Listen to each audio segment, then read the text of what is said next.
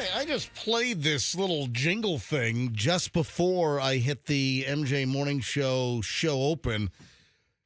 Andrew, where the hell did this thing come from, or does this predate you? Do we ever play this? I never heard this before in my life, I don't think. Here, listen to this thing again. It's the MJ Morning Show. 2105. MJ. What is it, the guy from South Park with the the little voice thing? You remember? They like that little effect they like to put on there, huh? It's like the Sonovox. MJ. Fester, is there something on your mic switch? Because I turned it on and it just goes right. Was there something on your mic switch? No. The mic switch is clear. Well, now it's working, but I was turning your mic on and it was like I'd hit the on button and then it would go right off. I don't know. You're telling me you didn't have like a box of snack cakes on the mic button over there? I keep my snack cakes closer to where I sit. Than That's weird. So I used to have a substitute teacher that had one of those voice boxes. Get out! You didn't. Yeah, I did. He went, welcome, students. And you're like, get out of here! Really? He had like a little, about a quarter-size hole in his throat, and he had like a little Trach. flashlight-looking thing he'd hold up, and it would make a sound. Yeah. I don't know what that's called. You know what it was like? You remember those little battery-powered fan devices? Yeah. It was like one of those looking things. Like a Misty Mate? And now that MJ, it's like the guy in South Park. What seasons was that guy on? Remember? a bunch of seasons. Listen, now the guy's doing voice work, so I'm really proud of my substitute teacher. Also, those Florida stop smoking commercials. Remember the woman? Yeah. Yeah. And there was also some crazy video or picture. I'm trying to remember. Do you remember there was some kind of crazy meme or whatever it was where the person was sticking the cigarette in the trach hole in the neck to breathe in? Yes. What was that from? Why am I having flashbacks from that? I can't stop smoking. I must smoke. But the sound. Hey, do me a favor. Bring up YouTube quickly. Sure. Where do you get those voice boxes? I can't find them. From your doctor? Yeah, Oh. you know what? I knew someone in elementary school who had one. Really? A Yes, kid? yes. Like no, a 5-year-old? this is so bad. This is bad on me. So I was at a sleepover. Oh, were you a And- meanie? The voice Not box on kid slept purpose. over Were your you a house? bullying meanie? No, Did you make fun of the kid with the little voice box?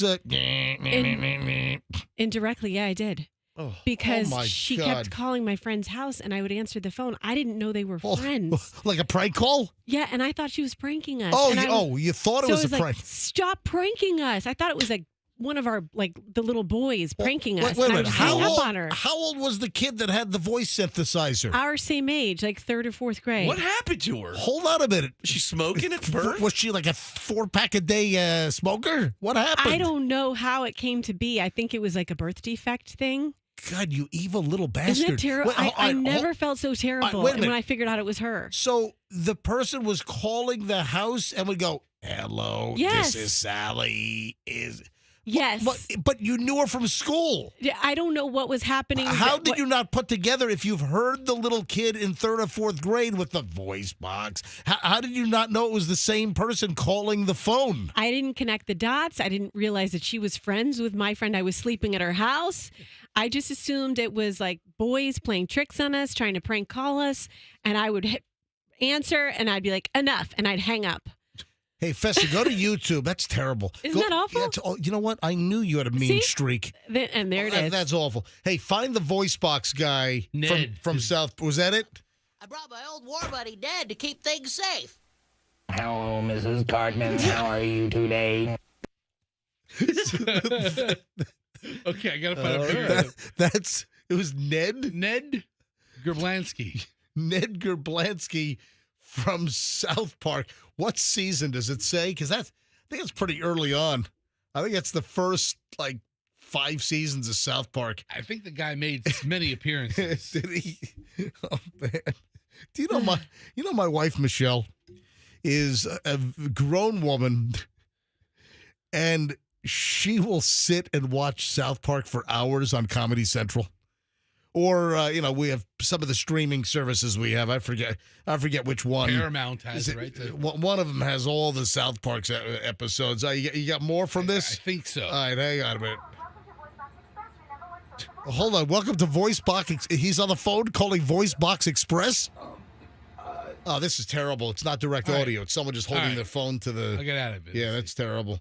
Anyway, all right. So, Roxanne, that is a terrible, Isn't terrible. that terrible? Can I ask how the hell? Oh, we got here because of the MJ Morning Show jingle that I never heard that goes MJ. It's the MJ Morning Show. Now the whole MJ that's called a Sonovox, or in the jingle business. Jam Creative Productions out of Dallas did a lot of the jingles. Not as much today, but they did all the big jingles for all the big stations. And they had, a guy that did those little Sonovox sounds, and some of them were very computer sounding, like that one, MJ. And that's almost, that doesn't work that one doesn't sound very good, but some are like MJ. I mean, some of them were much more clear. Anyway, I stumbled across this damn jingle this morning. I'm like, where the hell did this thing come from? Andrew, do you know who did that? Did that predates you? I had never heard it before. Yeah, I never heard this thing before either. So anyway, hey, good news.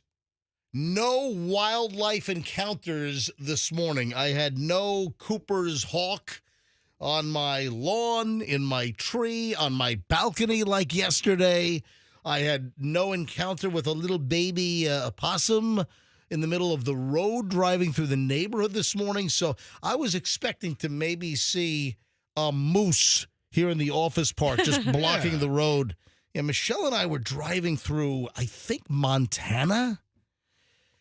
This is years ago. We were driving through Montana, and there was a moose in the middle of the road. I mean, just standing, entering a small little town, little 2-lane road, and right in the middle was a moose just standing in the road. And we had to wait for the guy to move because, tell you what, that will F up your rental car. Oh, yeah. That moose, man, I didn't take out the moose damage liability waiver on the rental cars. All right, just getting rolling. It's going to be a busy Tuesday morning. Oh, I've got a quiz for you guys. I love quizzes. Yeah, rolling a quiz by you, maybe times 2. I might have multiple quizzes for the crew this morning, and you, the MJ listening audience, can just play right along. Don't move. Welcome to the 6 o'clock hour. First, let's do traffic, then we're back in minutes. Pat, what's going on, MJ?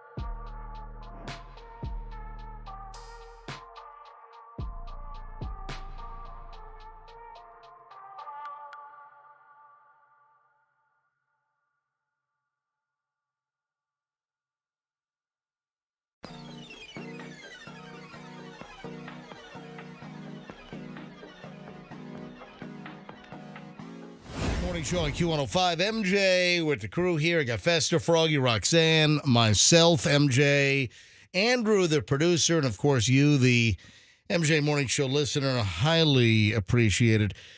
What the heck? Listen, it's 6:20 in the morning. I have no idea if this will be successful. Is there anyone listening that uses one of those digital electronic voice box things where you have to hold it up to your neck and it makes the vibration and it's hello, can you hear me? Is there anyone that uses that device? If anyone is listening, we'd love to talk to you and find out, what happened. And this stems from the beginning of the show because I found some old jingles. And you know what? These were from, I believe, the launch of the MJ Morning Show with our second go-around when we came back here to the Beasley Media Group in October of 2020. Middle of COVID, we bring the MJ Morning Show back after a 7.5-year hiatus. We bring the radio show back. You know what else I found? I found this. Remember this one? From the ashes of radio rubble comes a rebirth of monumental proportions. It's the MJ Morning Show on Q105. We could be going back to Radio Rubble and this. From ashes to ashes. we could be back at Radio Rubble any time now. Who the hell knows? I remember that one. I heard that one before. Yeah, and the little voice box thing, the MJ. It's the MJ Morning Show. Yeah, here's another one. It's the MJ Morning Show. Yeah, those little MJ. Those sound awful. Those are terrible. I don't think I ever used. You know what? I think I heard them, and I think I told Ted, our program director, back in the day. I think I said, Ted, those suck. I'm not going to use those. MJ. Well, and that's what Ted said. Well, we paid the guy. We paid him $200. All right, so if anyone is listening that has one of those MJ devices, would you please call up? I'd love to talk with you. 800-990-1047. If anyone has one of those electronic voice box talking MJ, could you call us up? Again, I don't know how successful we're going to be at 6:23 in the morning here on a Tuesday morning. But if you have one of those devices, 800-990-1047, 800-990-1047. Hey, Fester, do you know what precipitated me to ask you to look up that buffet story? Where did I get this? I don't know. You just gave me some search terms. I know what I found. I found a story about what all you can eat in a restaurant really means. Ooh. Yeah, I thought it was really, really cool. And I'm going to get into that. Are you putting those drops in your eyes again? No, I'm putting crazy glue? Yes, crazy glue in my eyes. Yes. Yeah, I'm putting white out in my eyes. Roxanne's got this little bottle of eye whitener because Roxanne wants her eyeballs to be as white as possible when she's on MJ TV. You know, it's why don't you just put Crest white strips on your eyeballs? How about that? Yeah. I put them on my teeth, so I may as well try them on my eyeballs. No, but seriously, you put the eyeball whiteners in for what reason? Because I'm addicted to them. Good point. It's called Lumify, and I'm addicted to it. And if you don't take it, do your eyes get all dry? No, they don't get dry, but I read one time that Lumify is what they give people. The reason they realize these work to whiten your eyes is because these are drops that they give people who have glaucoma or are about to get glaucoma, and it prevents it. So now I'm like, I got to put my drops in. I don't want glaucoma, and I want white eyes. Is glaucoma even on the table for you? As a potential? No, definitely not with these drops. Addicted, at the rate that I use them. Yeah, good point. Addicted to eye whitening drops. I am. You're addicted to drops. Exactly. You might as well face it. You're addicted to drops. I am. Your eyes are white. Yeah, exactly. Now, The eyes aren't white. what They are are. what are other like will think little over-the-counter drugs, or what are little? There are other things that people are addicted to. You know what? One of them that got me about What? 20 years ago. What? The Afrin.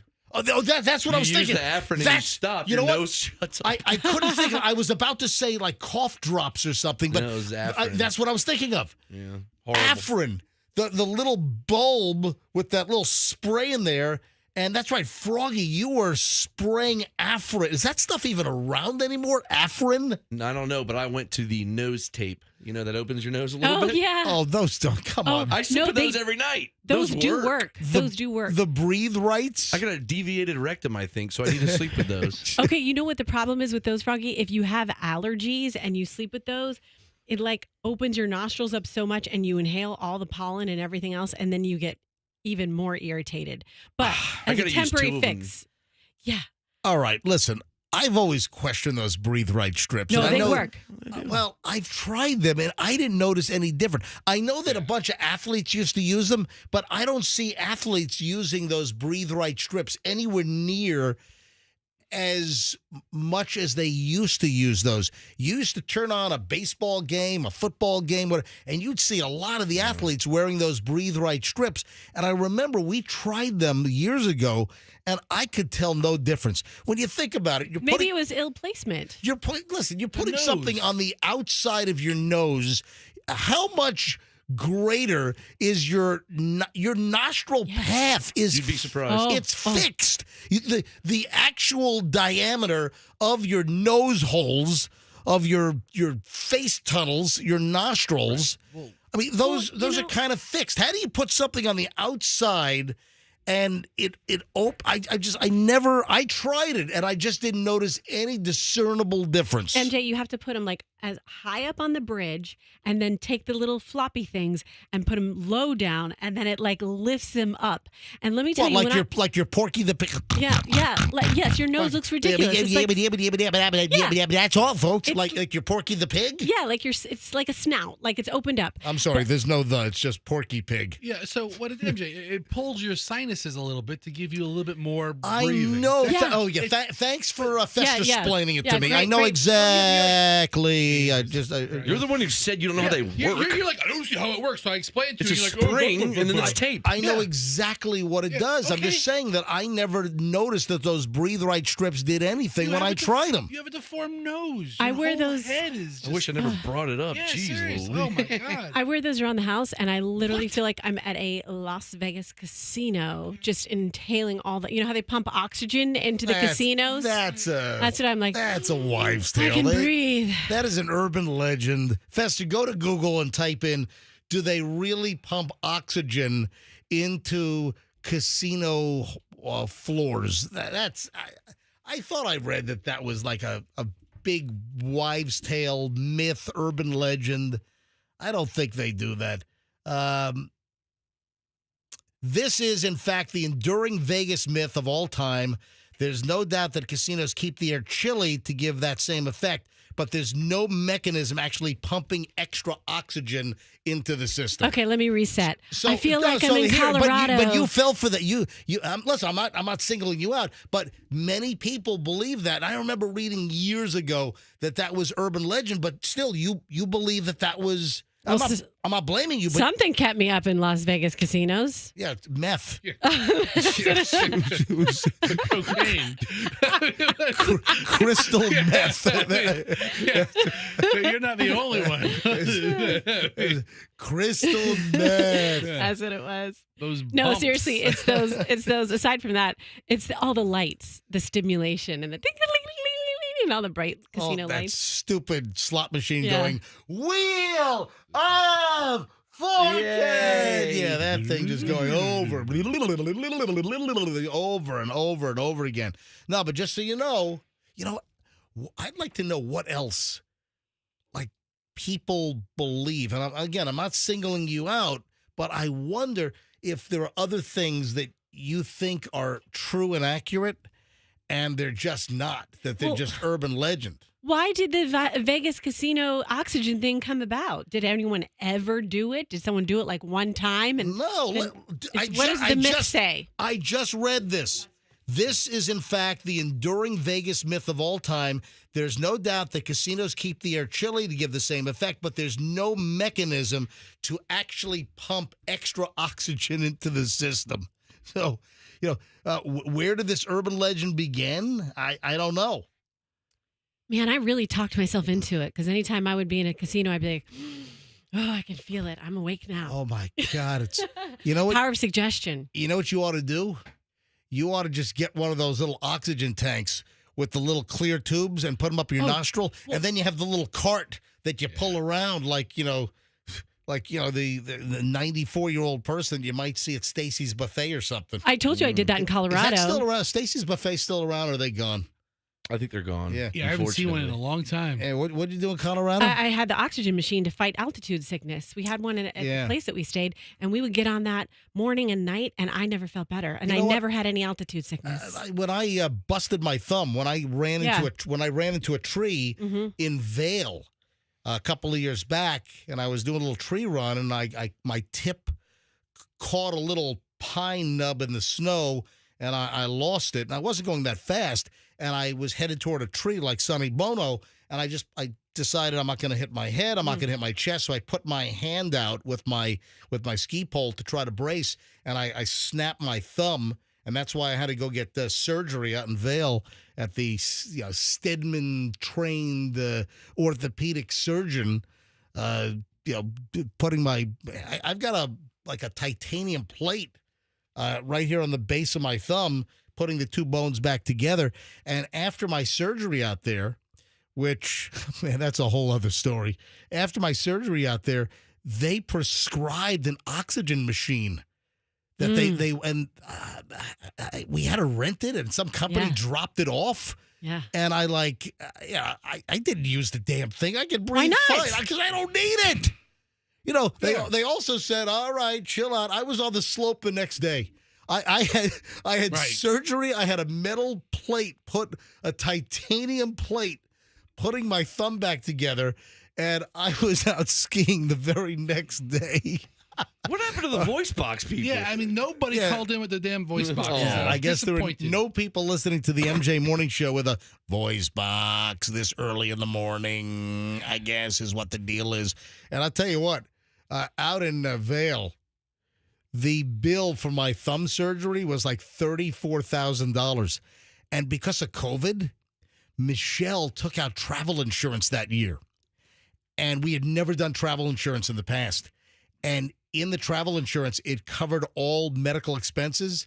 And they tried to wiggle out of it, but we had them dead to rights. They paid for the entire $34,000. And out there, they don't take a lot of insurance.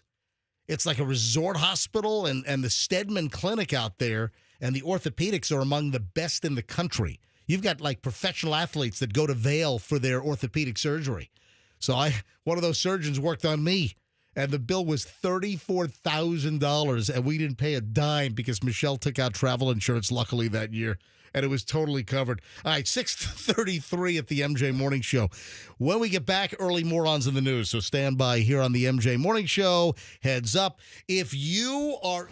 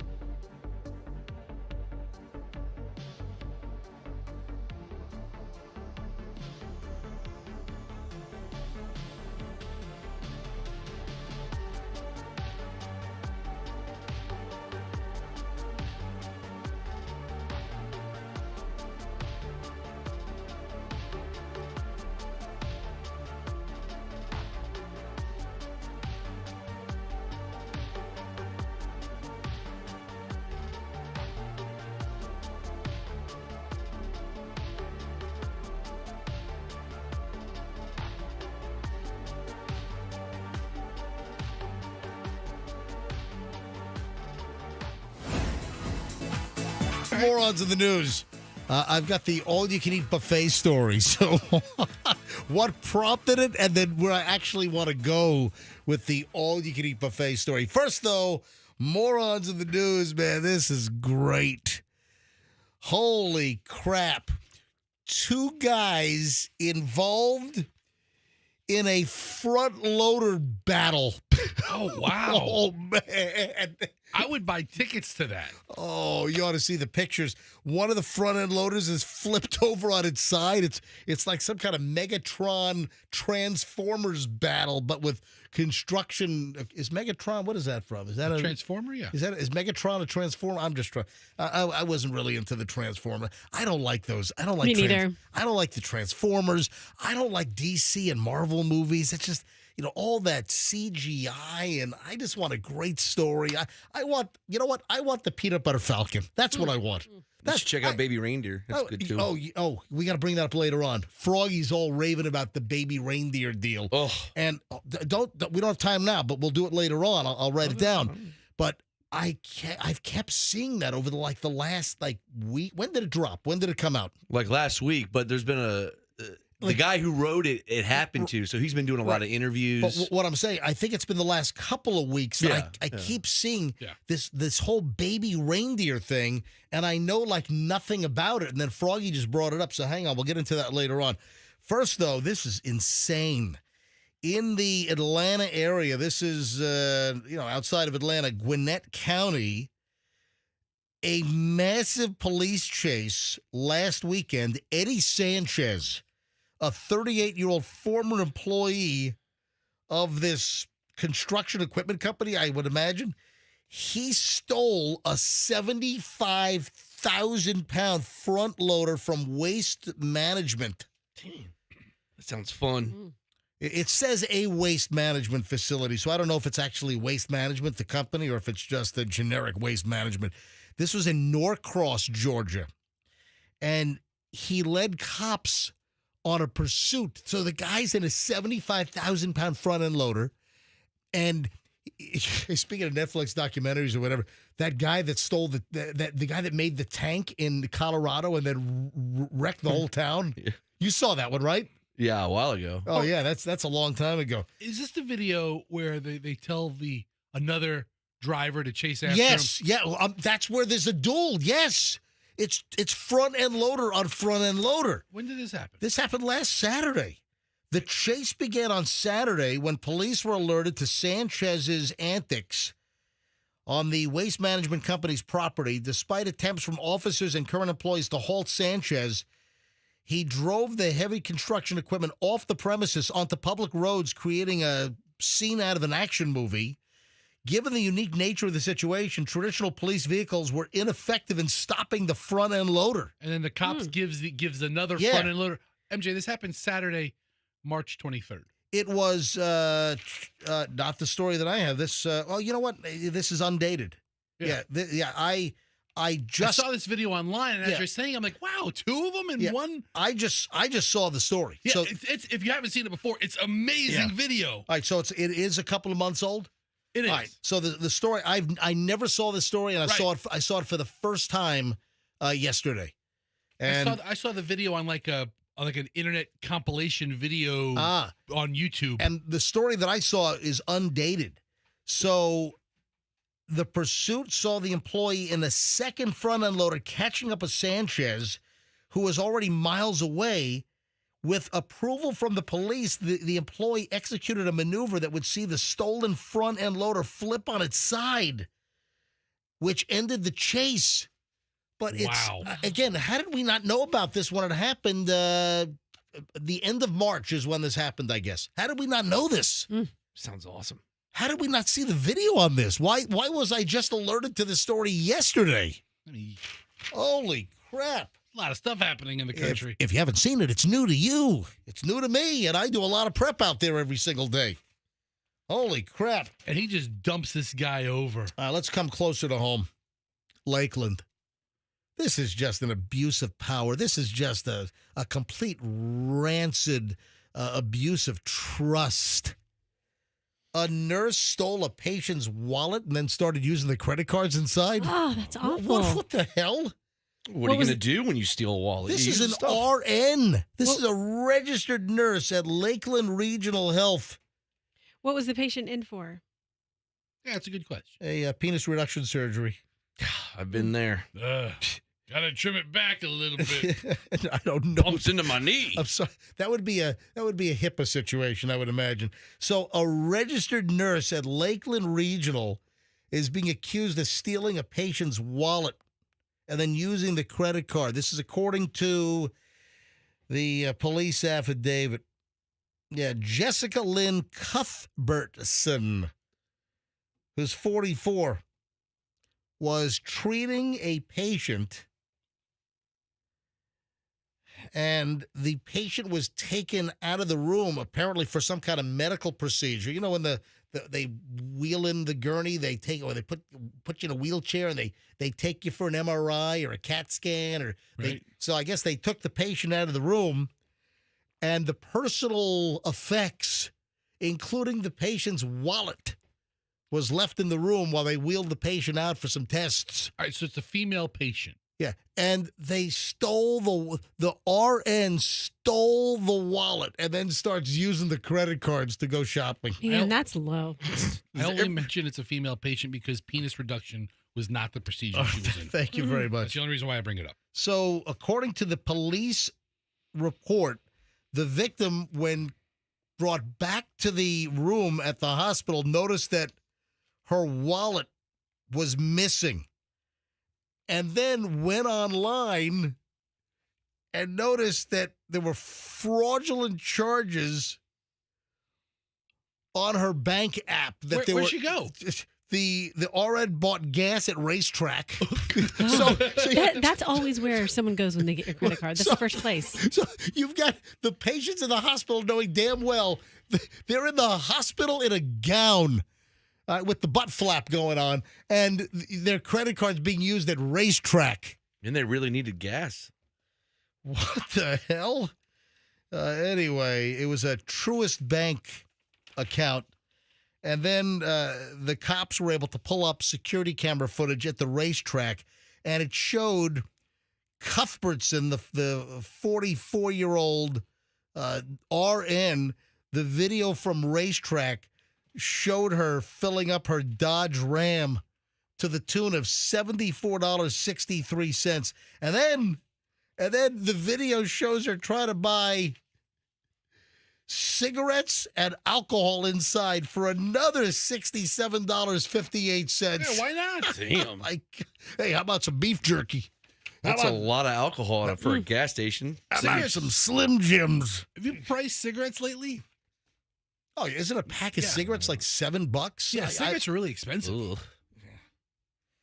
I mean, what is this woman thinking? You're an RN? Tell you what, I don't think she's an RN any longer at the Lakeland Regional Health Center. So altogether, this RN stealing the patient's credit card out of the wallet, she tried to rack up $142.21 in purchases. And then one of the RN's co-workers at the hospital, I guess, identified her from the footage. And the hospital, Lakeland Regional, they confirmed for law enforcement out in Lakeland that she was treating this patient when the card was stolen. So she's got a bunch of charges, using another person's ID, fraudulent use of a credit card, over $100, possessing a stolen credit card, petty theft. So she is in trouble. And as a nurse, you should know smoking's not good for you. Yeah.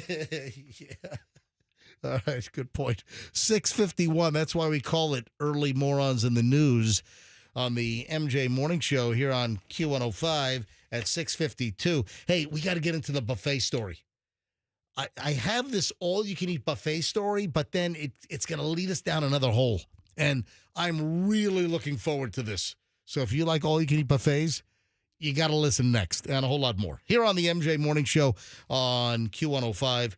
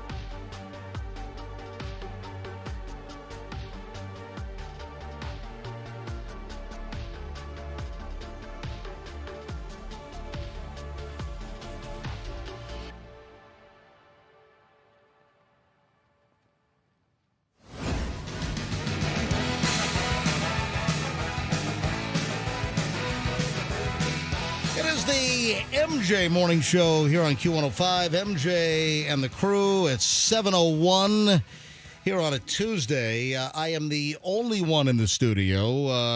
No Fester, no Froggy. Roxanne is walking in now. Welcome back, everybody. I need Fester in here for the all-you-can-eat buffet story. So there are a couple of things that you need to know. Here comes Fester. Dude, how could you be late to talk about the all-you-can-eat? What? Won't believe it. What? Wordle today. Oh, so hard. Look at this, dude. I got it on the last guess. I don't say what it is. Don't spoil it for people. I see. I got it. 190-day streak continues. Last guess. I was sweating it. Oh. You were saying. So you have not missed it in 100 and what? 190 days. You've gotten Wordle every day for 190 days? My start word is radio. RADIO. Okay. A couple of vowels, couple of popular consonants, and I just break it down from there. Okay. But anytime I get Wordle on the number 6 try, Wow, look at that. yeah, I've never done Wordle. Ugh. Michelle does Squirtle or whatever Michelle does. She falling asleep last night. She was. I glanced at her phone. What a nosy posy. To make sure she wasn't shopping in bed. Oh. But I glanced at her phone, and she had that game up where there were like 862 possibilities. She's, finding all the words, and you take your finger and you touch the screen, Yes. and My kids love that. you make the words. Mhm. And Michelle's like addicted to that game. And she was playing one last night that I think was like 864. Anyway, back to thank you, Fester. So Fester got the Wordle today, which on the last guess, or else you would have blown your streak. Oh, Right? my life's goal now is to make it 200 days. So, All right, all you can eat buffets. And this is going to lead us somewhere else. But I saw an item last couple of days. I had this in the pile. And it's about all you can eat buffet rules. But then this brought back some memories about a couple of problems locally here in the Tampa Bay area. And then this led me down another all you can eat buffet rabbit hole. So first of all, the rules of an all-you-can-eat buffet. Now, a lot of times, the restaurant will have like some fine print for an all-you-can-eat buffet, or they have a policy, and by eating at the establishment, you agree to the rules of the establishment. And a couple of things here that you need to know with all-you-can-eat buffet restaurants is that you can't take home leftovers. that's right. I mean, that is an obvious thing. You think Of course. you think that's elementary and that everyone should know that. But if you are a restaurant owner or a manager or an employee and there's an all-you-can-eat buffet, they have to constantly remind people that you can't have a doggy bag to go. You can't load up things from the all-you-can-eat buffet and then take stuff home with you. You can't do it. There are people that will bring their own Ziploc bags. There are people that will bring their own Tupperware to try to load up, and they'll try to do it surreptitiously. They'll try to sneak it. I once walked out with a whole cake. How's that possible? Doesn't surprise me for a minute. I doubt that. Come on. No, how do you doubt it? No. You cannot bring your own containers. You can't have a doggy bag to go. Right. You can't have a white styrofoam or one of those cardboard takeaway boxes. No, you can't take food home with you. And listen, there are restaurants that have been known to permanently ban all-you-can-eat buffet abusers. And I know that there was a story that I just dug up because I remembered this. And there's one that I can't find that goes back to, I think it's like the late 90s. Let me go over the rules and then we'll go over some of the local all-you-can-eat problems here.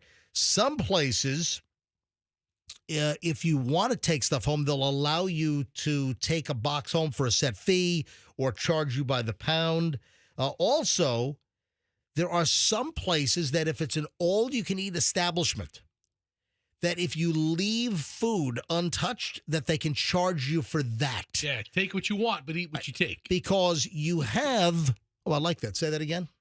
Take what you want, but eat what you take. Yeah, there you go. You've never heard that before? No, I have. It's just been a while since I heard that. Absolutely. That's like a fat guy motto. No, I've heard that. A mantra? But for instance, there are some all-you-can-eat places where they bring you the food. There's an example that I saw in the story about a Korean barbecue. I love Korean barbecue. It's good. Yeah, if you find or if you go to a really good Korean barbecue place. Ugh. Excuse me? Ugh, not my style. Have you had it? I like Hold on, that's a good question. Roxanne just asked you, have you ever even had it? I don't think so. Oh, so Then how do you know? You don't know. Don't go ugh, if you have no idea. They're delicious meats and side dishes and kimchi. And all it's like kinds those places that put the meat on a stick and put it in front of you. No, Remember those places? no, Is it like that's that? not it. Dude, That's Brazilian. That's Oh, hold on. okay. Are you? I don't like that.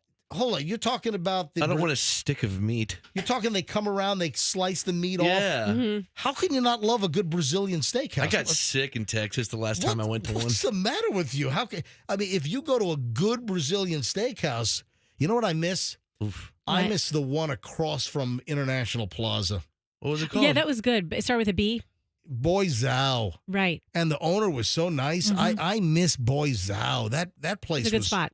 That place was great. It's just so much meat. And then it turned into like the dill pickle, Lucky Dill, for like 9 minutes, and now it's been vacant for years. Yeah. What the hell's going on with that place on don't Boy know. Scout right across from the mall, International Plaza? Yeah, it should be a hot spot. Why is that place? Charlie's Steakhouse is going on the corner. It what? Is it really? How do you there's like a quarter mile of signage all along the fence? Yes. If you I don't- steer at the road when I drive. Yeah, you don't travel that way all the time. Yeah, Charlie's Steakhouse. I haven't been there in a while, but it's a Tampa institution. Yeah. Charlie's Steakhouse, which is on was that Cypress? Cypress. It's next to the hotel. You Yeah. have to drive into the hotel. Well, they to- knocked yes. down. That was the Embassy Suites, right? They Right. knocked down Mm-hmm. because they're making way for that new huge West Shore Department of Transportation feeder exchange. They're doing huge, like $1 billion road project over there, and they knocked down the hotel. Charlie's is going away as well. So the original Charlie's location in South Tampa, right off 275 in West Shore, they're knocking that place down, and they're building the new Charlie's on the corner of Boy Scout Spruce Ooh. and West Shore. Okay. That kind of vacant lot looking thing right on the corner, right across. You know where the Container Store is? Of course. Yeah, Ocean Prime is right. Yeah, Ocean Yeah. Prime Container Store. And then what's the other container store that's in the shopping center with with Olive Garden and Loli's, the taco place? What's that other? There's another container type store over there. I don't know. I But can't think of it. Charlie's is going right on the corner. I think they say opening wow. in 2025. They're building an all new Charlie's Steakhouse there. I hope they can recreate the bar because I love the atmosphere at their original location. Can we talk about Korean meat? Yeah, let's go back to Korean meat. The best I've Korean been- barbecue I ever had was in Hong Kong. All right, tell us about your Hong Kong. This lady was so drunk there. She like fell off of a bar stool and the paramedics had to come. Oh. That was the only bad part. What But happened? the food was amazing. When we were in Hong Kong, we went to this Korean barbecue place, the best Korean barbecue I've ever had. Right. And I wish I could remember the name of it. And this lady was there and she was so drunk at one of the tables and it was like a high top table and she fell off the back and the paramedics had to Oh come. my God, are you serious? Yeah. Did she eat bad Korean meat? No, she just drank a lot of something. Hang on. Sake? Yeah, Yes. I'm trying like crazy to find the. I found it. I got it. I got it. Oh my God. I love the Korean meat. There. Wow. If Ricky Martin loves it so much, Froggy, how come you can't give it a try? I would love to try the Korean meat. That's a great soundbite that we have from Ricky Martin from back in the day. I love the Korean meat. Anyway, Okay, well, where is great. MJ? Question for you: where can you get good Korean barbecue in the Tampa Bay area? I don't know. Me neither. I know there are places, but I don't know. Like, I can tell you in New York. I can tell you in Seoul, South Korea. I can tell you where to get great Korean barbecue. What? I've been to Seoul, South Korea. All right. Yeah. What are you talking I about? love the Korean meat. Anyway, let me get back on track here. let's go. All right. So back to the all-you-can-eat buffets. Some people will get banned. There have been bannings from all-you-can-eat buffets, so you got to follow the rules. How we got on the Korean barbecue kick in the first place is in the story there was a Korean barbecue restaurant, all-you-can-eat, and they bring the food out to you. So you can order what it's all-you-can-eat, but they bring it to you, or they bring you some of the dishes, and they have a policy that if they bring the food out and it's all you can eat and you don't touch it, they'll charge you for the food that you left and you didn't touch. If you order like a dish and you don't touch any of it, you eat half of it, they're not going to charge you. But if you don't even touch it, then they'll charge you for it. So also a time limit. A lot of all-you-can-eat buffets, you can't just go there at 11 in the morning and think you're going to stay there till 9 at night till they close and just graze all day. A lot of buffets have a time limit. So These are some of the all-you-can-eat buffet rules that you must adhere to. So I saw a video on YouTube. And then some places might have an all-you-can-eat option, and other people at the table will order off the menu. And a big no-no is for them to start picking off your all-you-can-eat plate. You can't, offer all kinds of samples. Oh, let me try that. Oh, let me try that. Oh, let me try. So a no-sharing policy is also part of the rules. So this took me down a little bit of a rabbit hole. And there's a list that I found of the 20 best buffets in the country. So I want to get to that in a second because I didn't even get a chance to go through the whole list. So it's going to be kind of a surprise for me as well. First, though, some of the local all-you-can-eat buffet problems. I remember this, and I searched it, and the story came up on YouTube from ABC Action News from 10 years ago. This is when Linda Hurtado used to be on. Remember, Linda Hurtado is now on Fox 13, and Linda used to be on ABC Action News for years. Yeah, that's right. Yeah. All right, listen to this. I found this old story from 10 years ago. Listen to this. A Sarasota mother is upset tonight. She says her son's birthday party was ruined when the restaurant they were eating at asked them to leave. Our Jason Beisel tells us why the restaurant kicked them out. Oh, wow. Listen. It completely ruined it. He cried the whole way home. Oh, my Tracy God. Clareson is describing how her 7-year-old son's birthday party ended last night at the Oriental Buffet off Bee Ridge Road in Sarasota. I was shocked that they said he ate too many crab legs. Shocked because the restaurant is advertised as an all-you-can-eat buffet. According to Tracy, a woman at the restaurant approached her 11-year-old son, William. She told us that that's all you eat. You don't get any more. Get out if you don't like it. Tracy was with her two Fester, kids, no. husband. As soon as the reporter said, Oh, my God. A woman at the restaurant approached the kid for eating too many crab legs, I'm looking at Fester's face. Don't do it. You leave right now. You eat too much. Don't. You leave right now, you little boy. You eat too many crab legs. Don't do it, Fester. Oh, you know, eat here. No more. Oh, I get Brother a and manager. parents, all there celebrating Hayden's 7th birthday. We explained to her that there were 7 people at the table, 3 of us eating crab legs, and that my 11-year-old was going up and getting them for us. Hayden has mild autism, and this is his favorite place. Tracy says he still doesn't understand what happened. That he was upset again this morning and said, Mommy, can we go back? And I said, I don't think so, honey. And he kept asking. He said, what was too many? Oh. Why did William eat too many? He didn't understand. Tracy tried to get the owner's contact information. And I was told that they could not give it to me for fear of losing his job, the gentleman at the counter. And the other lady was belligerent, walked away. Now, Oh, we no give your owner name. You know, you live here right now with your family. Fester, stop. You know, eat a crab leg. No more. Stop. That story's 10 years ago. Yo, fat little kid eat too many crab legs. You don't come to Oriental Buffet no more. Stop. All right. And then what about, remember the story from Port Richey or Newport Richey? We had the guy on the show. Yeah, he was kicked out of a place. Oh, my gosh, that was so long ago. I know. Then he came into the studio. He was huge. Exactly. We had a guy come into the studio. He was kicked out of an all-you-can-eat Chinese buffet. Again, snow crab legs. He was and he would they'd bring out the tray. He would take them all and eat every leg, and they threw him out. And didn't they call the cops on him, or they had him trespassed or something? He might have. That was and I tried to look for that story online, but that goes back to I think the late 90s, because the guy came into the studio live. What if he's still alive? Probably not. By the size of him. All right, 7:16 at the MJ Morning Show. All right, we start an hour and 20 minutes of nonstop MJ. I didn't get to the best buffets in America. I want to blow through this list because we ought to do a mission, Fester. We ought to try to go to road trips, the best buffets in America. Oh, you and me? Yeah. We're going to take the Cadillac and drive to... God, what is this, a History Channel show? Like a male Thelma and Louise kind of thing. Oh, adorable. Right, Adorable. It's like American Pickers. All right, hold on to that thought. We start an hour and 20 minutes nonstop, MJ. The Buffet Boys. Listen to me. I have a quiz for the crew. I have a musical quiz coming up, and it relates to a story that just broke as well. So hold on.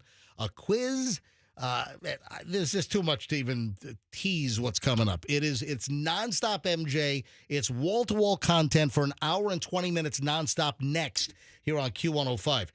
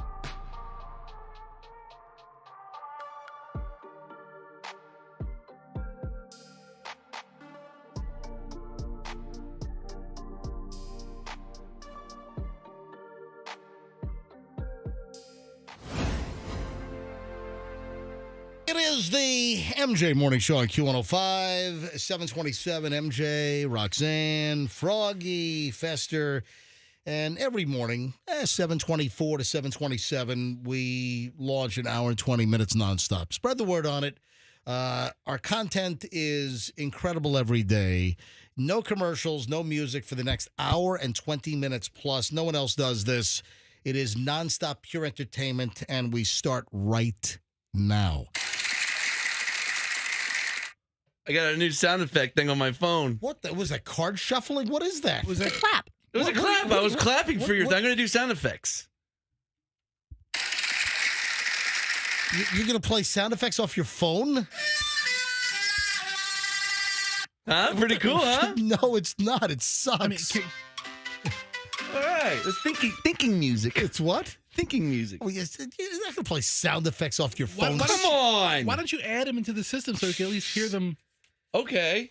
Yes. Yes. What are you doing? Stop playing. No. Isn't this thing awesome? No, it's not. I'll give you the link, Fest. I don't need the link. I love audio sound effect soundboards. We have our own sound effects. All right. So quickly, expanding on the whole buffet thing before we move on. The 20... Stop! Sorry. I'm closing it. The 20 absolute best buffets across the United States. You know, I have to hand it. I perused the list. Yeah. I usually don't try to read ahead. Have you heard of some of these places?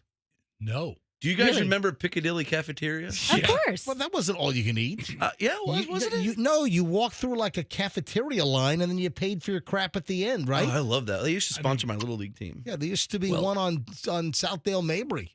A lot of these Years ago. buffets are very specific to a certain kind of cuisine that Yeah. I'm really not that familiar with. You know, Look at this. I don't even know if I'm pronouncing this right. The Bacchanal Buffet in Las Vegas leads the list. Renowned for buffets. Anyway, Bacchanal.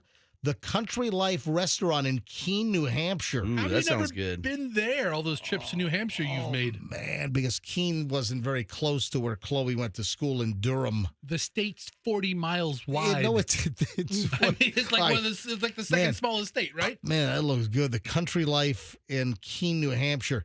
Jacob Restaurant in New York City. I never heard of that. Is that like a Caribbean place? I or don't a soul know. food place? Just look at the collard greens on there. God. Oh, man, Ooh, yum. that looks pretty damn good. Got to write that. Shabuya in Los Angeles. Shibuya. Shabuya. Oh, that's a great restaurant name. Look at that. That sounds cool. It's called Shabu Shabu, which is Japanese for swish swish. Thin strips of steaks. I guess what you cook it at your table. The Red Apple Buffet in Chicago. Gin Korean Barbecue in Plano, Texas. Casey's Buffet in Wilmington, North Carolina. That sounds looks like like a whole bunch of Southern comfort food. Look, you got lima beans, macaroni and cheese. Oh, yeah. and That's barbecue, mashed potatoes. What about Stacy's Buffet? Is that on there? The Nordic in Charlestown, Rhode Island. Looks like a bunch of crab legs on that plate. Brooke Shaw's Old Country Store in Jackson, Tennessee. Look at the fried chicken in that. I'd love to go there. In that bin. Govinda's Vegetarian Buffet in Honolulu. okay. I'll pass. Now, listen, I could eat vegetarian all day long. I love vegetarian Yeah, stuff. for a different meal, yeah. But I'll tell you what, I want a big marbled ribeye, medium rare as well. The Shady Maple Smorgasbord in East Earl, Pennsylvania. Look at that. Looks delicious. Is that almost like an Amish Dutch You know what? type, Michelle and I, when cruising Pennsylvania some years ago, we went to a couple of Amish all-you-can-eat buffets. Yeah. And they were pretty damn good. Oh, they have good food. The Amish. Wicked Spoon in Las Vegas. And what kind of fare is that? I don't know. Very chic fare. Looks like very foo-foo crap. Yeah, but you know what? For one night, I'd go. All right. It's at the Cosmopolitan. I love the Cosmopolitan Hotel. It's one of my favorites. Espetus or Espetus? Espetus? No, I'm not eating there. No, Asbestos. It's asbestos. It's ESPETUS in San Francisco. No, it's penis. You're right, Froggy. It's Brazilian, so they come around with the Brazilian, meat sticks with the knives. Hence the name penis. A stick of spotted dick. Jeez. That's British. That's a British all-you-can-eat buffet. Okay, all right, Rox. How much spotted dick can you put in your mouth, Roxanne? I don't know how. right. Let's have a contest. That's getting a Bet little. you'll win. All right. I'll win. You know I'll what? put all that. Go bring in a can of spotted dick and let's see how much. All right, this is low. This is low stuff. All right, it is. This All is right. low stuff. All right. Coming, Really, for you to say that, Fester. Coming from Fester. I All right. I aspire to create a higher art than spotted dick jokes. Kiku Sushi in New York City. I haven't heard of that place. North Country Steak Buffet in La Crosse, Wisconsin.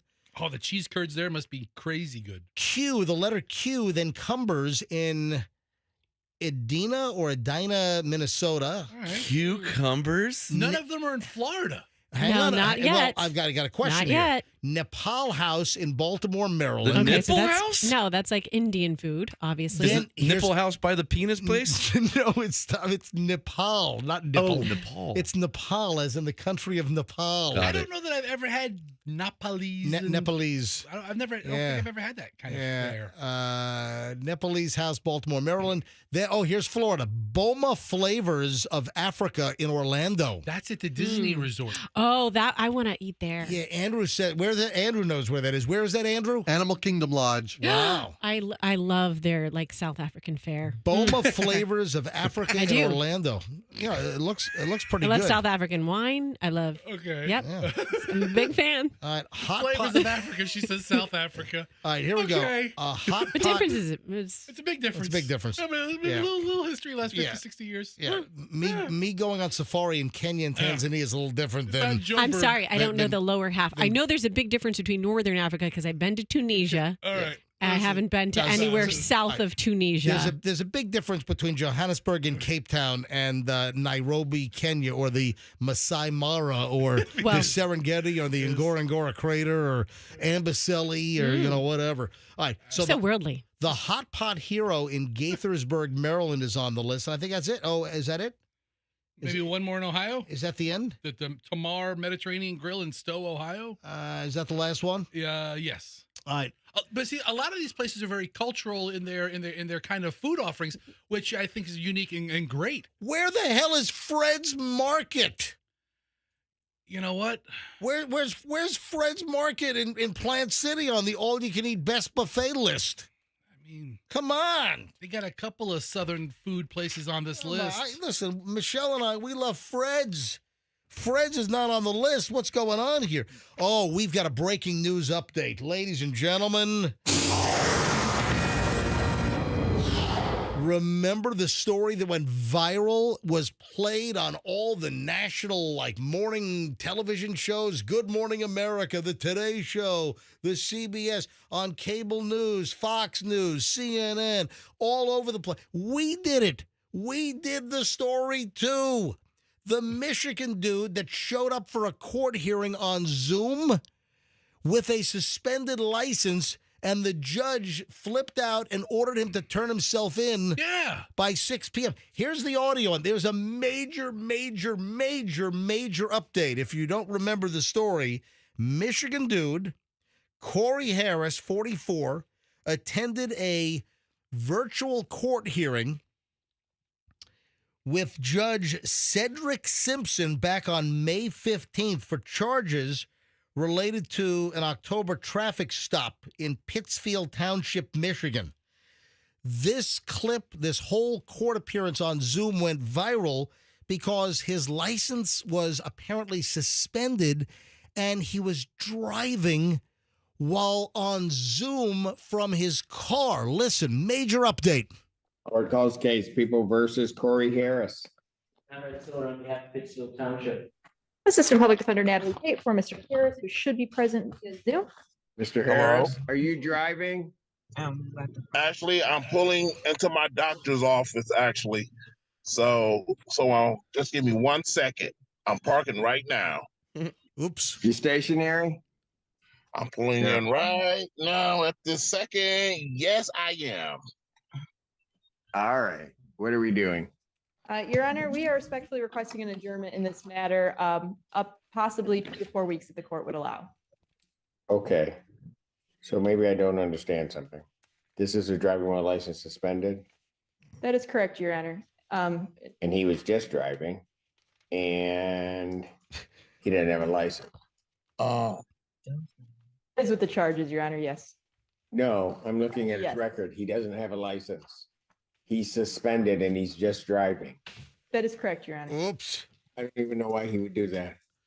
So defendant's bond is revoked in this matter. Listen. Defendant is to turn himself into the Washington County Jail by 6 p.m. today. Failure to turn himself in will result in a bench warrant with no bond. And you Thank can you. hear him. You hear the Mr. guy. Harris, I'll be giving you a call. Okay. And then he goes, oh, my God. Guess What what? did he think? Major update. Apparently, there was a clerical error. The suspension on his license was actually lifted back in 2022. He was not actually driving on a suspended license. So the judge had bad information? It was a court fudge up. They messed it up. So it's really a non-story. It's exactly. Exactly. It's really the whole viral video needs to be. Whoa.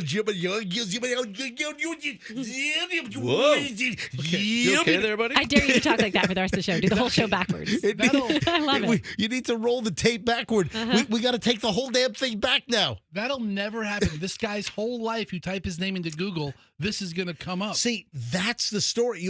When a story comes out and it makes major headlines, there's a huge splash, huge story. It's everywhere. And then let's say there's a retraction or a correction needs to be made.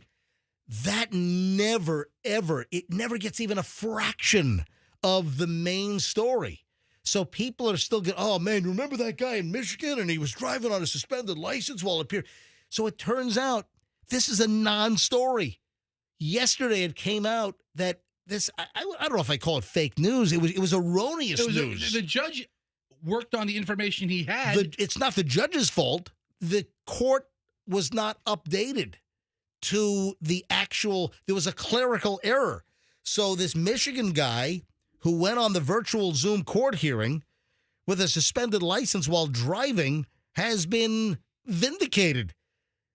A clerical error. Corey Harris, 44, attended the virtual hearing back on May 15th. The whole clip went viral last week. It lit the internet on fire. Fire, I said. And then the judge noticed what Harris was doing, driving, revoked his bond, ordered him to turn himself in to the county jail in the Washtenaw County Jail by 6 p.m. that day. But nobody knew that another judge had rescinded Mr. Harris's license suspension back in January of 2022. And this is according to updated court records that USA Today got their hands on. So his license had been suspended, but it was settled in 2022. And his license was suspended not because he was some kind of reckless maniac, not because he was driving on sidewalks, running over little old ladies with shopping carts. No, it was a child custody support. And in a lot of states, they have those laws where if you don't pay child support, that they can suspend your license. So apparently that happened, but it was rectified, and his license was valid when he was driving, but it was not updated in the court records. So the whole story that went viral everywhere, we're doing a retraction on it. I'm telling you right now that Good Morning America, the Today Show, CNN, Fox, I bet you they give nowhere near the time that we're giving to the story to retract and to do a correction that this whole viral rocket ship of a story from last week turns out it's a non-story. Does this guy have any recourse, like to sue the court for essentially scarring the rest of his life? Good question. For turning him into an internet meme? I don't think it's going to be that bad for the guy. He should take it to the people's court. Right? Yeah. Judge Wapner, he'd get it right. Yeah. That's what he ought to do. Anyway, so I think I gave it fair retraction time here on the MJ Morning Show. Would you agree with that? Yeah, you did. Maybe a skosh too much. Are you guys ready for Agreed. a quiz? What do you mean a skosh? Skosh too A much. skosh too much. Ladies and gentlemen, it's time for an MJ musical quiz here on the MJ Morning Show. Saw an item yesterday, which I like this artist. I like this individual.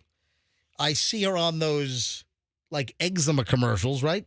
Psoriasis. Is it psoriasis? Well, if it's who I think it is. Who do you think I'm talking about? Cyndi Lauper. That is absolutely right. Yep, absolutely right. What, she die or something? What happened to Cyndi Lauper? Oh, no. Cyndi Lauper has passed away at the age of 70. Hell No, yeah. I'm kidding. Dude, she's of that age where she could drop dead any time. She's not dropping dead at 70. She could. People drop dead at 70 all the time. Would you stop it? Would you be surprised? Cyndi Lauper's alive and well. Okay. All right, I'm sorry. What's the look for the Cyndi Lauper drug? She does those commercials. Type in Cyndi Lauper drug TV commercials. When we see it, we're going to be like, oh, that's right. And is all these drug names, man, you turn on the TV and every freaking Cosentix. Yeah, Cyndi Lauper's in the Cosentix commercials for, you said it's for psoriasis? For psoriasis, yes. All right. Not eczema. Two different things. All right. I've got eczema. Psoriasis. She apparently had a really bad itch for a long time. I had eggs on my plate yesterday. Yum. Hi, this is MJ for Eggs on My Plate. When I went home, I had a banana, I had some frozen blueberries, and I made 3 scrambled eggs. So I had some eggs on my plate yesterday. Yummy. Eggs on my plate. It's the same thing you feed you in a nursing home. All right, so here we go. I've got a quiz for you guys because Cyndi Lauper news broke yesterday.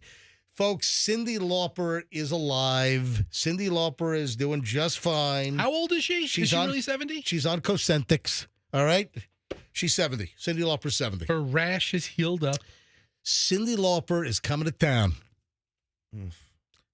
Why are you making grunts and groans? Because she ruined a concert for me one What time. do you mean? How did Cyndi Lauper ruin a concert for you? I was at Jazz Fest in New Orleans like a long time ago. Right. And one of my favorite bands is called Arcade Fire. Yes, we know. We all know about Arcade Fire.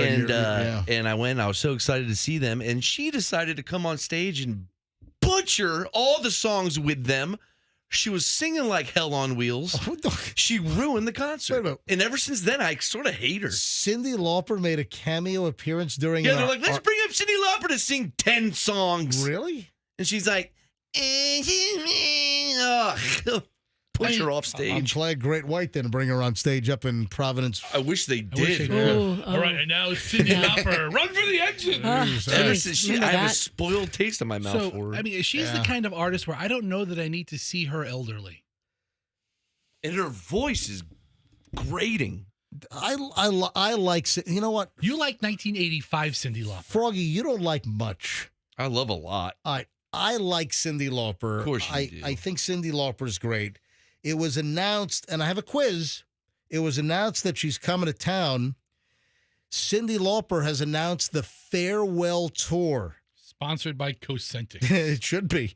So it's the Girls Just Want to Have Fun farewell tour, and it starts October 18th in Montreal up in Quebec, and she's coming to town. She'll be in Tampa on November 6th.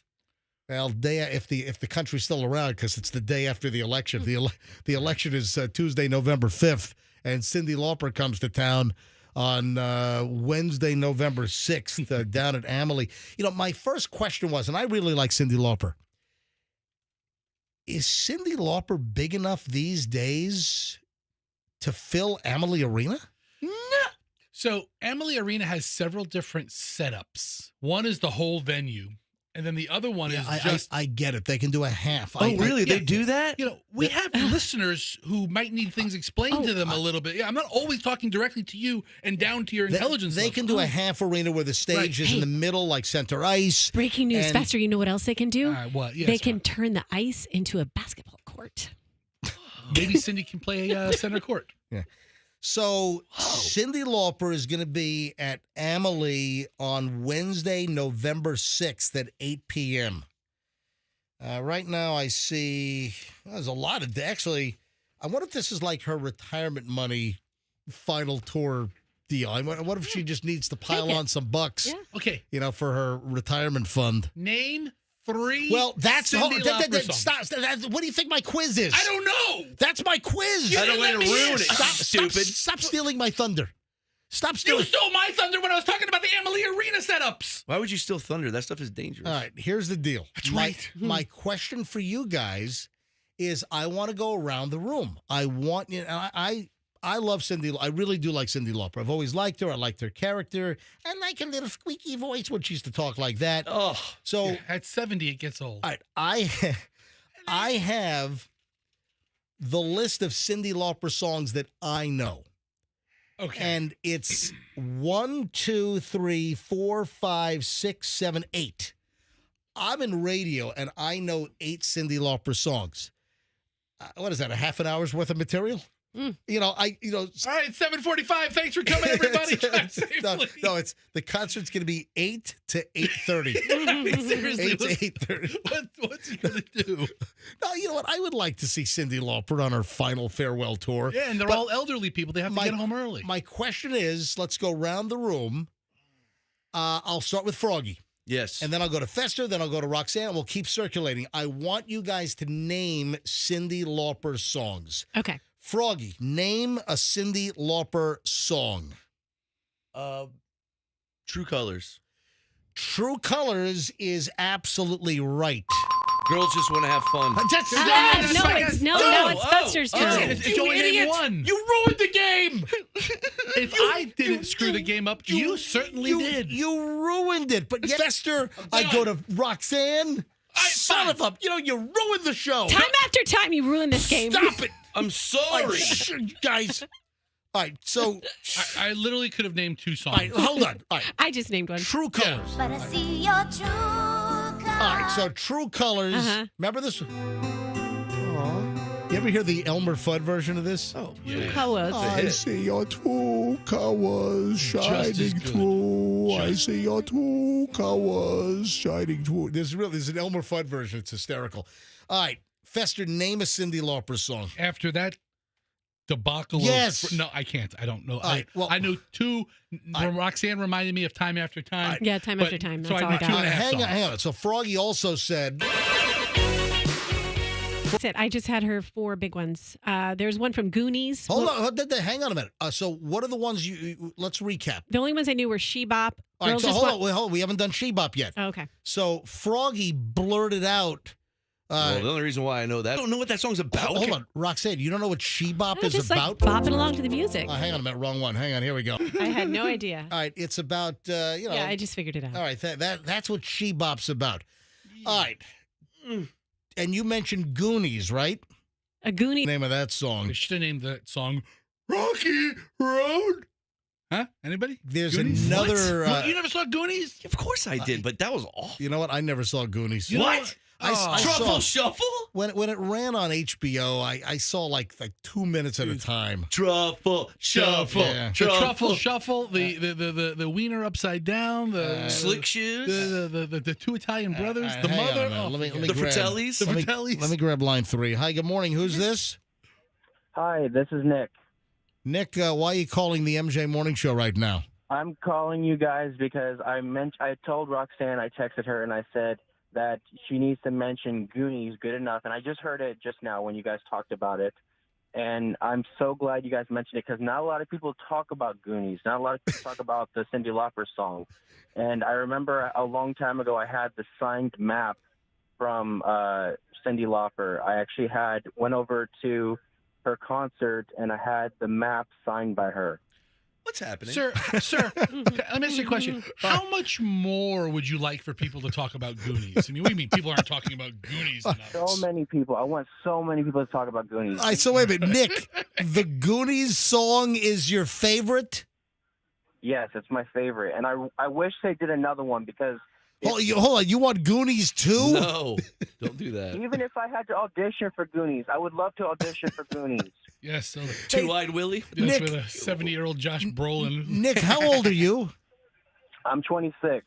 All right, wow. You're that's a throwback. I like that. Wait a sec. I don't an old soul. You weren't even alive when the Goonies movie was out. We had Blockbuster. So whenever Blockbuster was around, we had to rent VHS tapes.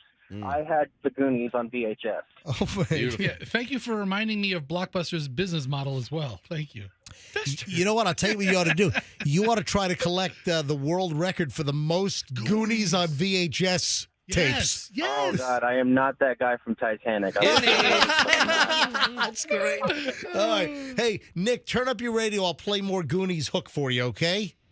Thank you so much, right. MJ. I love you guys. Froggy, stay cool. Roxanne, stay high. And everyone else, Festa, you keep doing what you do. MJ, keep doing what you do, too. All right, Aw, buddy. thank you. That's very man. nice. Goonies are good enough from Cyndi Lauper. All right. So, additional Cyndi Lauper songs that you guys didn't name. Do you know this? No. Oh yeah, I Can know you name it, but I that in can't. one note? All Come through on. the night. Yeah. Well, no. Well, I don't have a clock going on that, but this was always a tough one to talk up as a DJ. Andrew's telling me what? Well, hold on. You're telling me that Cyndi Lauper's version came out before Roy Orbison? His was recorded first. It wasn't released as a single until years later. I gotcha. And then the final Cyndi Lauper song, and if you're just tuning in, Cyndi Lauper's farewell "Girls Just Want to Have Fun" tour. You know, whenever I say "Girls Just Want to Have Fun," you got to say "Girls Just Want to Have Fun." Got to play that. Yeah. All right. So the final one is, do you know? I wouldn't expect you guys to know this. Money changes everything. See He what's happening? has a dual monitor What? with you. This monitor right here, the one that I'm touching, has your programming board on it. Yeah. Froggy Jackass. knows the answer. He He's cheating. sees it. You're watching all the Yes. songs. Of course. What do you think? I know Cyndi Lauper music? I think she stinks. MJ and I share computer monitors. You and Froggy I didn't know, share, but it's engineering usually I monitors. said that one before you even played it. Yeah. Dude, what a gullible. I didn't. Rube. I said it. It's like he has a dual He kept monitor. telling you. Yeah. And you're like, oh, you listen. What do you think? Like dual monitor was code for a really good musical ear? So No, MJ, because usually it's not aimed at Froggy. Pulled it toward him so he could cheat. So- It's usually not aimed at Froggy. That was fun. So listen, if she sings every one of those 8 songs, and maybe she does a couple of covers, and maybe she brings out a special All right, so guest, they'll get 45 minutes out of the show. I mean, seriously, Maybe she'll do, what was the one she did with everybody? We Are the World. She butchered that one. No, Yeah. she didn't. Cyndi Play Lauper. her part. Her part is the worst part of the. It is not. like the little African kids gave the food back. Like, you know what? No, That no. is not true. Even Billy Idol said that she was singing like crap on that album. All right, Froggy, Yes. I've seen a lot of stories on this. You know, Is it what I sent you? no, listen to me. We got to talk about All that. right, Too. just listen. Sorry.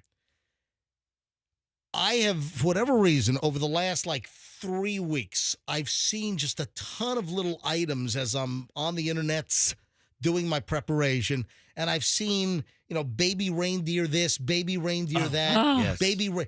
and 2 weeks ago. So I'm aware that something's going on Yeah. with baby reindeer. I haven't clicked on the story. It didn't draw me in. But Froggy, you're saying that you watched this baby. What is it? I watched the first episode. It's a Netflix series? Yeah, it's a Netflix series. It's about a dude, the guy wrote it, this guy was stalked by a woman. He worked in a bar. He was a comedian in England or whatever. And he's stalked by this woman who is psycho. All right? Falls in love with him it's crazy. And she called her little pet name for him is little baby reindeer. So that's basically why it's called that. Yeah, and But at the end, did you see it? me? Yeah. No, when you guys brought it up earlier, I was like, well, that sounds good. And then so I read the whole Wikipedia thing on it. So I know everything that happened. And Why did you do that? Why'd you ruin it? Because I'm not going to ruin it for you All right, guys, hang a but minute. I'm not going to have time to watch it fully. So, Of course you do. So I'm just going to it's like, oh man, it's creepy. How many episodes is Baby Reindeer? I don't know. 7. Guess what, Froggy? It only gets better after episode 1. It's freaky. All right. Now, again, can you please explain what the hell's it about again? I just told you. It's about a comedian that lives in England, and he can't really get a good comedy career going, so he starts to work in a bar, and a woman comes in one day out of nowhere, and she's really depressed, and he offers her a free tea, and once he does that, she becomes like... He's just mildly kind to her. Mm-hmm. I saw the trailer. Like, so I saw the trailer. So what happens? Why is this weird? Because she turns into a psycho stalker. This girl who gets no traction from anybody meets a guy who just gives her a simple gesture of kindness. Here's a free drink. And then stalks the and guy? Then she falls in obsessive love. In love. I just saw the trailer. Who's the comedian? Well, it's not a comedian. The guy who it happened to is the guy who stars in it, and he's the guy who wrote it. So he's the bartender. Yeah. Yes. And it's I don't know, some guy I've never even seen before. But it's good. You should check it out. Does it end with him being stabbed in the jugular? I do know the ending because I've read the whole thing. But I won't say it. All right. I will be an angry boy. But there's so many twists. There's a lot of, it's just a salacious, scary, creepy show. And it's a true story. According to the Wikipedia. Is this the trailer? This is. Roll the trailer back. Roll it to the beginning. I haven't seen the trailer. Roll it back to the beginning. Go to the beginning. I got to close some windows. Dude, how many windows do you We have? just played Cindy Lauper. I got a lot. Go. All right, go to the very beginning of the trailer. All right, here we go. I really don't know where it's going to end. I think one of us is going to have to die now. You say this woman's stalking you? Yeah, like 6 months maybe. Why'd it take you so long to report it? I think she needs help. She comes to my work, my house. She sends me emails like all the time. Are any threatening towards you? Yeah. I wouldn't say that's particularly threatening. All right, so I guess, hey, Michelle. Oh, he's dating a trans, too. Yeah, he is. That's kind of hot. Very hot, whoa. Who's dating a trans? The comedian. He's dating a Are you trans allowed woman. is that politically incorrect? No, that's what it is. It's a transgender woman. Am I allowed to They say say trans? it in the movie. They and she's attractive as hell, I gotta say. Hey, Michelle, if you're listening, put baby reindeer on the list. It's a she, stupid. Baby reindeer. All right, we got to deal with the situation. So you're telling me that the restaurant that won all of the Red Lobster items inside the Largo Red Lobster, are they upset with me now that I haven't gotten my booth yet? No. Upset is not the word. Oh, okay, all right. They just want you to get off your ass and get your damn booth. What's the name of the place in Tarpon again? I forget. Oh, Fester. What's it? Johnny's. Johnny's Tap House. How big is that thing? So he's opening up a new restaurant. Johnny's Tap House and Grill in Tarpon, they were the winning bidder of all of the contents of the Red Lobster on Ulmerton Road in Largo. And if you remember the story, they heard about the auction here on the MJ Morning Show. Because with the closure of like 90 Red Lobsters around the country, including 3 here in the Tampa Bay area, the Largo store, where all the items went up for auction online, and they won everything.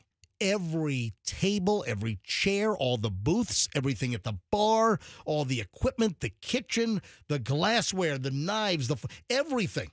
They won the entire contents, all the commercial stoves, the Baker's Pride stuff, the fryers, everything. They won the entire contents online with this liquidation auction for $13,800. It's a good deal. Johnny's Tap House and Grill in Tarpon won it.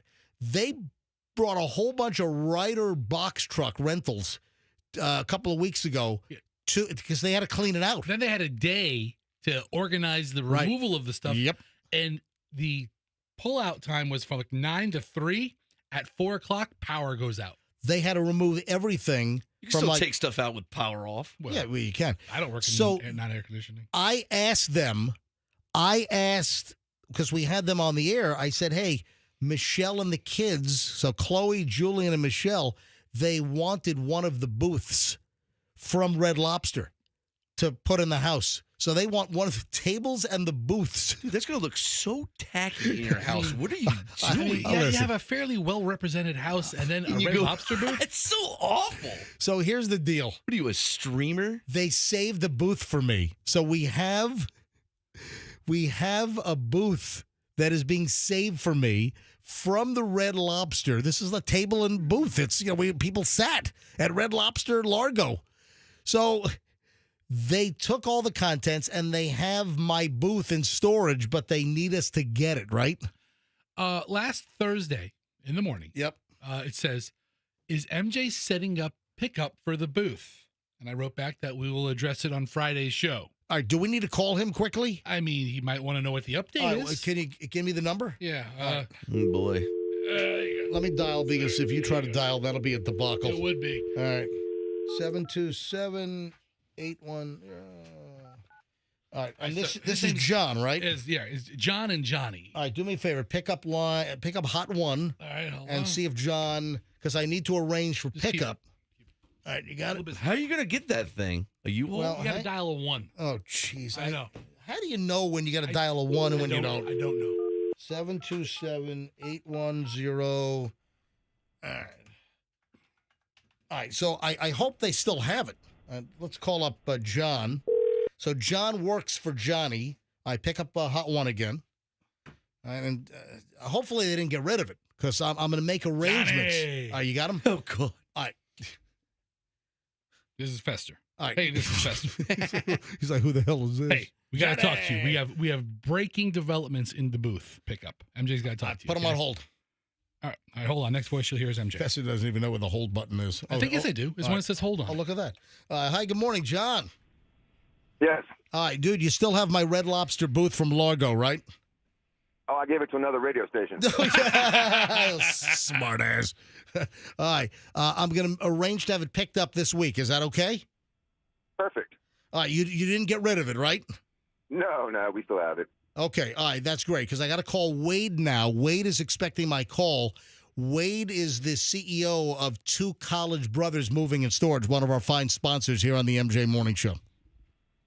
Okay. All right, so I'm going to make arrangements, and then Fester will be in touch with you and when we could coordinate the pickup, okay? I mean, there's a little coordination. Is it in a restaurant? Oh, yeah, where is the booth right now? It's at Catalina's. The new restaurant. It's not open yet. Oh, so it's at the new Catalina's, which is located in Tarpon or Dunedin. Where is it?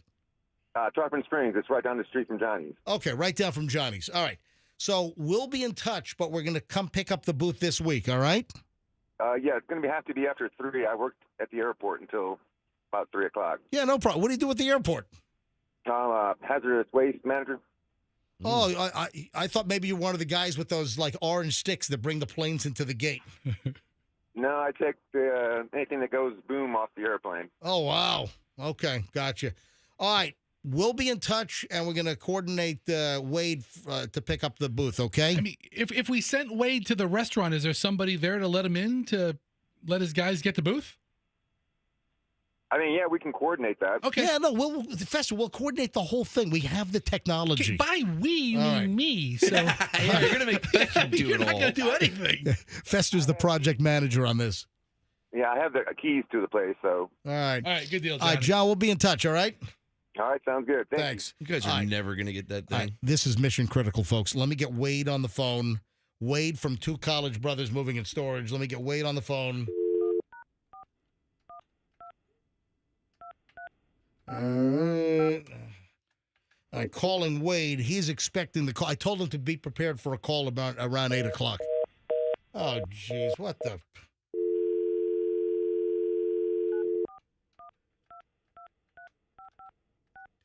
Our phone system is like crazy. It's like, that was like a fast busy, right? Mm-hmm. Like, so here we go. Hopefully it goes through now. We're sorry. You must. Oh, my God. Wow, this is crazy. All right, one last time, because I got to get Wade. I got to get Two College Brothers to pick up this thing before they dispose of it. Because John, they were texting Fester saying, "Hey, when are you going to come get the booth?" And listen, Two College Brothers Moving and Storage is a great sponsor here on the MJ Morning Show. So, they've got the trucks. This is Wade. Wade, this is MJ. Good morning. Good morning, MJ. How are you? I am great. We have maybe the most critical Two College Brothers Moving and Storage mission yet. Okay. Mission is not impossible. What you got for me? There we go. All right. Did you hear about the Red Lobster auction on the show? I did, yeah. Did you know that a listener to the show actually heard about the auction and got the entire contents of the Largo Red Lobster for $13,800? And I asked them to save a booth because Michelle and Chloe and Julian wanted a booth from Red Lobster. Nice. So you're going to be cooking all-you-can-eat shrimp over there? Yeah, I'm going to bankrupt my household as well. All right. So, Wade, they have it. We got to get it. So, can we get the fabulous team at Two College Brothers Moving and Storage to pick up the booth and deliver it? Absolutely. When would you like it done? All right. So, I'm going to have Fester coordinate with you and John from Johnny's because they've got the Red Lobster booth. You got it. Let's turn your house into a Red Lobster. Well, that's what we're thinking. And also, they have some rope and a lobster trap for me to put on the wall in the kitchen as well. Where are you putting this exactly? Oh, perfect. I don't. Is it a working lobster trap? Can you actually catch something? I don't know. Hey, Wade, hold on one sec. Let me conference call in Michelle because Froggy just asked a very good question. This is a horrible idea. Hold on a minute. All right, Why don't you get a booth from Waffle House for breakfast? Yeah, that'd be really cool. Have a breakfast booth, dinner booth.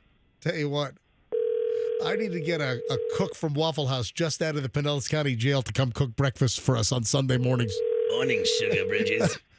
Let me see if Michelle picks up. I can't believe Michelle wants this in her house. She's not picking up. What's today? Today, she should be awake. Let me try one more time. Because, again, I do have the same question that you have, Froggy. Where the hell are we putting this booth? I mean, you had to rent a place for Chloe to study. She can study at the booth. Hang on. She can study at the booth. Yeah, there you go. Study booth. Have it dropped off to her little study office. She can put in a room, nice big desk space. Listen, Hello? Hey, Michelle. Yes. Good morning, sweetie. Good morning. Did I tell you I loved you today? Oh, God, come on, guys. I didn't because you were sleeping and drooling when I left the house at 5 a.m. All right. So, hey, I've got Wade on the phone from Two College Brothers. Say hi to Wade. Hey, Wade. Hi, Michelle. All right, here's the deal. Froggy just asked a very good question. Froggy, ask Michelle the question again. Yeah, well, where are you going to put this stupid Red Lobster booth? In the dining room. Oh, it's going to look awful. So? So? I mean, go for it. Cool. I think The entire house. It's going to be fun. Why don't you get an It's fun to Outback have, like, bar a put in? restaurant booth in the house. Well, hold on. Say that again, Michelle. It's just going to be fun to have like a restaurant booth in the house, and That's really Are we going to dine in the dining room with the Red Lobster booth? We can all sit down there? Yeah. So, Michelle, are you guys going to have like one of your fancy poke bowl little dinners with all your hoity-toity friends and be like, yes, and this is the booth from the Red Lobster? And they're going to be like, oh. No, I think our friends who have dinner with us know our kind of quirkiness. And that'll be funny for 6 or 8 seconds. All right. So, Michelle, Wade from Two College Brothers Moving and Storage, they're going to go pick up the booth. Fester's going to coordinate it. And you want the booth brought back to the house? Yeah, bring it on over. Bring it over. Back the truck up. Are you sure we're really bringing the booth to the house and putting it in the dining room? I'm sure. All right. Well, there's no way. She's the boss, applesauce. All right. All right, Wade. Have any more decorations or anything? Maybe one of those big lobster signs we could hang out over your garage or something like that. Oh yeah, that'd be dope. Fester, you coordinate. I think didn't John say that they had some other? I think they might have a couple of pieces of art. Yeah, but it's not too much. Right. All right. So Fester, coordinate with Wade and John, and let's arrange for the pickup, and then we're going to drop it off at my house. Yes. Oh boy. All right, Wade. Thank you, buddy. You got it. We'll be in touch. How are things going at Two College Brothers Moving and Storage?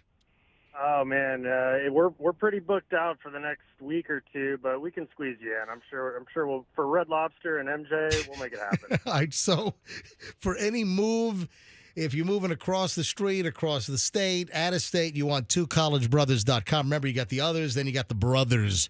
You got to have twocollegebrothers.com. Wade, thank you, buddy. Yes, sir. We'll talk soon. All right. And Fester, get on it. Michelle, hang on. Michelle, you still there? Yeah. All right. You really want the booth at the house? I want what the kids want. So the booth, we're getting the booth. Your kids? They don't even live there. Yeah. Well, Chloe's there until she goes to law Chloe's school. here. Yeah.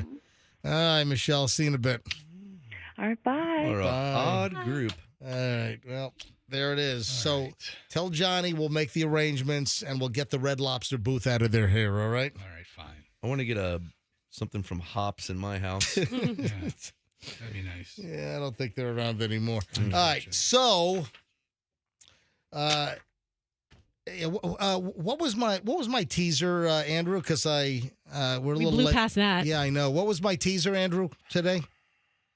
Yeah, I forgot my. Do we have it recorded?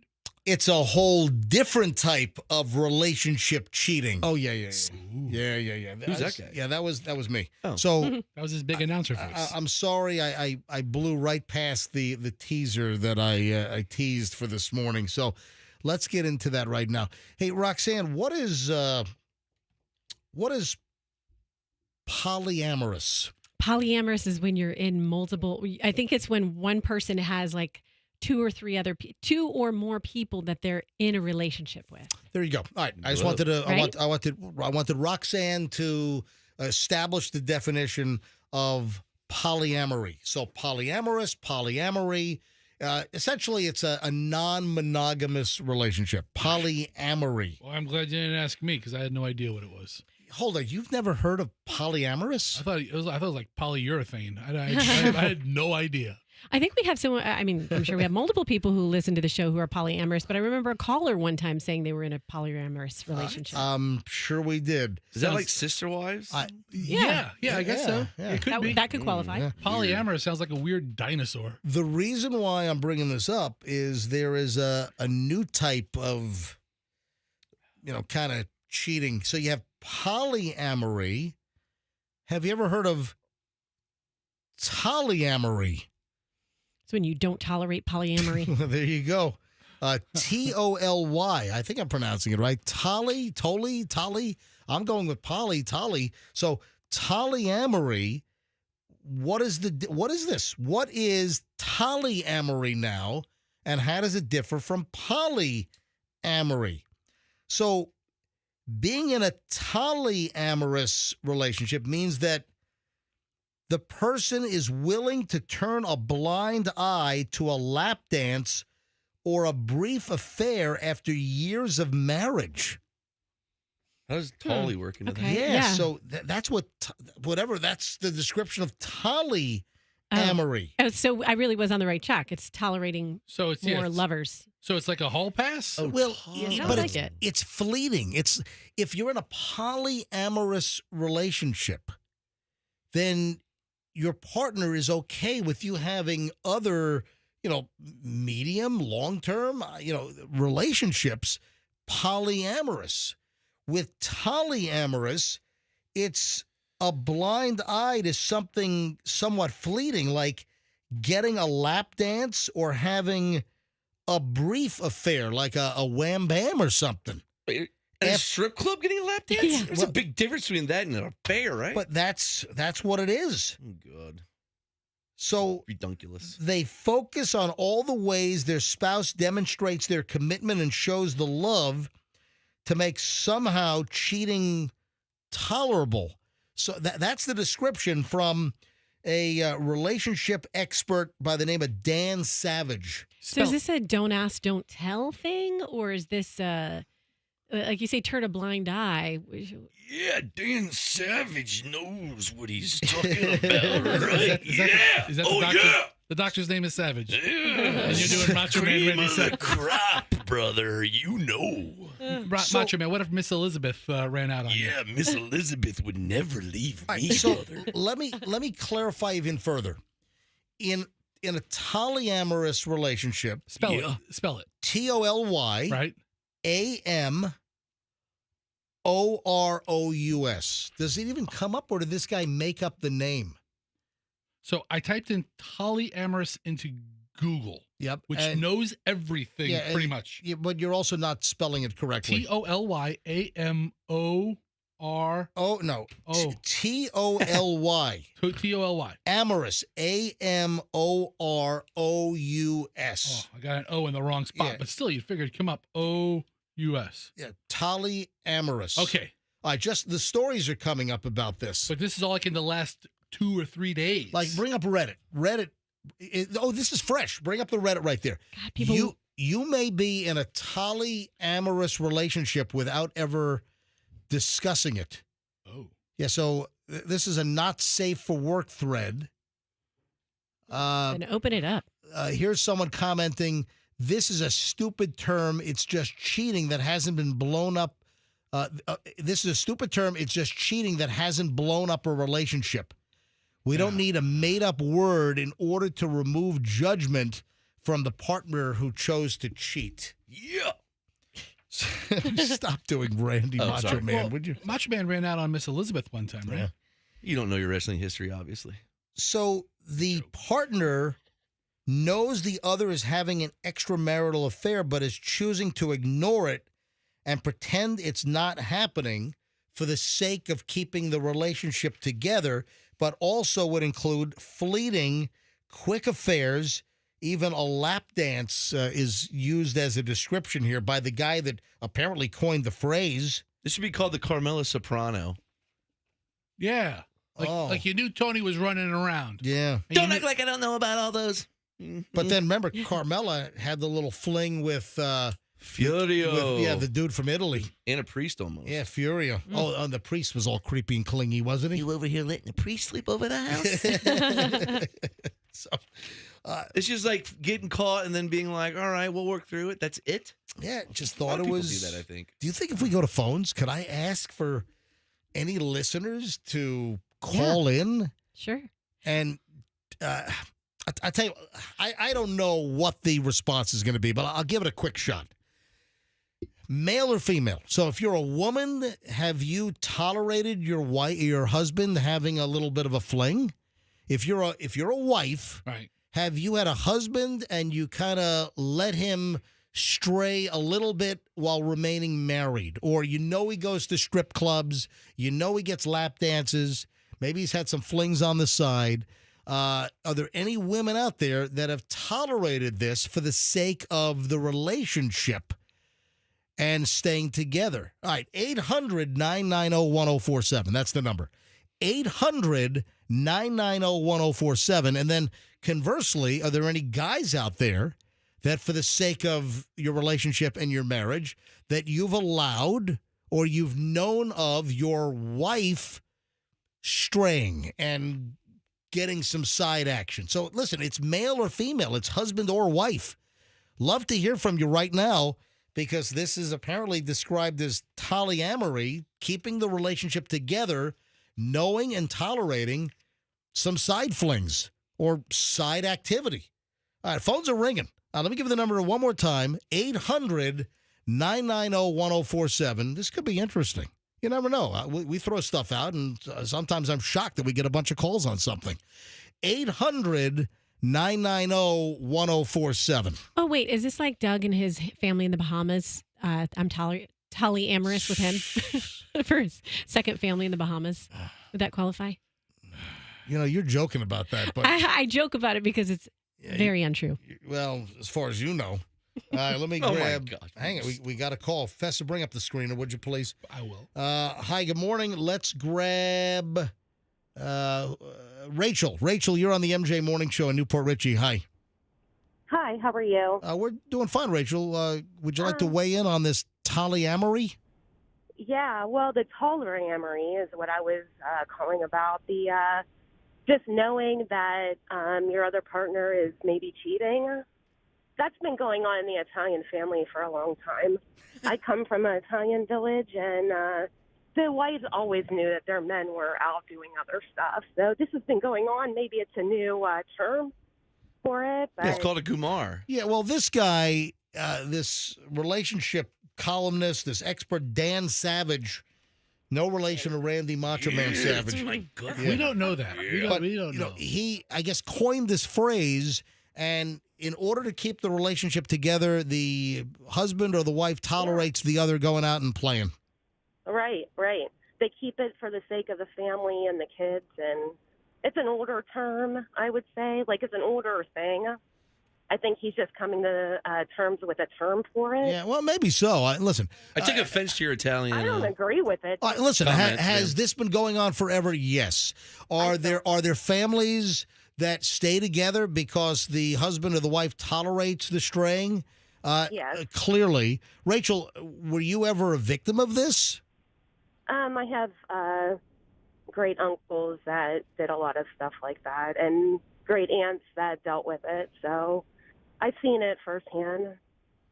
It's tough, but it's been around. That's just what I was very curious to hear a word for it. Yeah, so that's why.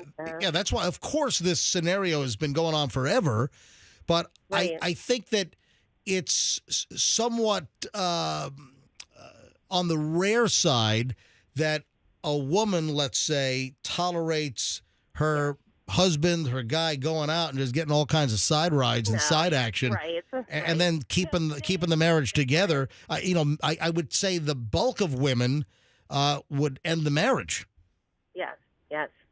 But today you have to remember that today is a different age, and women have a lot more. What do you call it? Able to voice their opinion back when More vocal. So, Rachel, what do you think? Let me ask you a question, Rachel.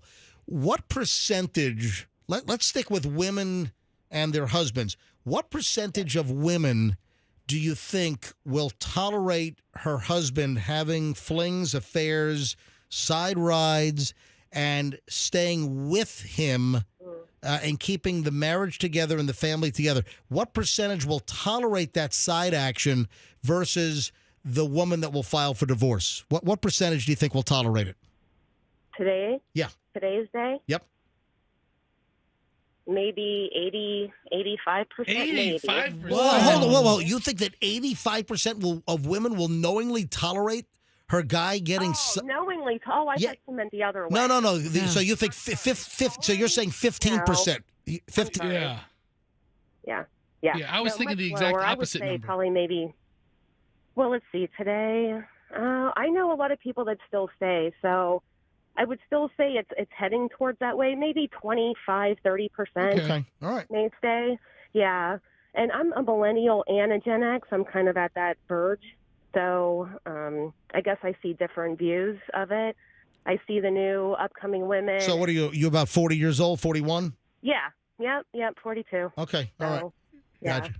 All right. Very Hey, interesting conversation. Thank you. Rachel, thank you appreciate you calling in. All right. Have a great day, guys. All right, let me grab Jeffrey and Lutz. Jeffrey, you're on the MJ Morning Show. Hi.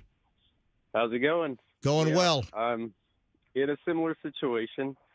14 years, and my wife started working as a nurse, and she's dabbling into the bisexuality again, which is fine. And, Whoa. Hold on. You said bisexuality. Wait a second. Your wife is dabbling into bisexuality? Yeah. Wow. It's those OR scrubs, sir. Yeah, it's strange. It's a difficult situation since I'm Congratulations. I'm monogamous and still am, and it's difficult to navigate. Did you discover this accidentally, or did she tell you? No, I suspected it, then I went in her phone. Hold on. You suspected that she was having some kind of side activity? Yeah. With a woman? Oh, wait a sec. But you thought it was probably a man, right? Yeah. And then you discovered it was a woman? Oh, what a relief. Yeah, it was kind of relief. Yeah. Does that hurt as much, or? Hell no. Just as much, yeah. What? I think cheating is cheating. Like, if she told me, it would have been a little different because we were kind of on a rocky road already.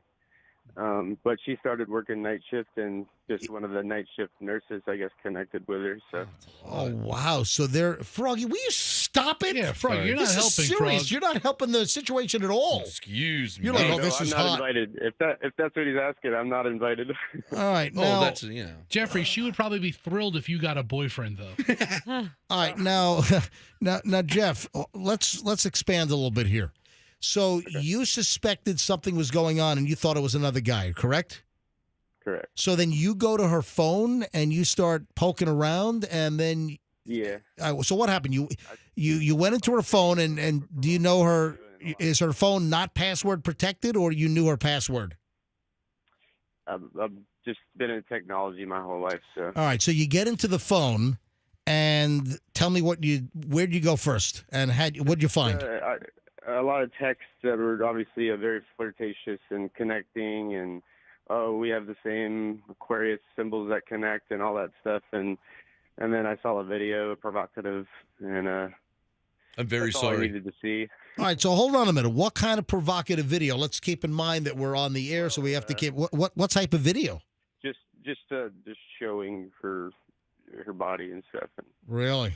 Yeah, and the response was, wow, like, How quickly did you confront? How long did you sit on the information you had before? What?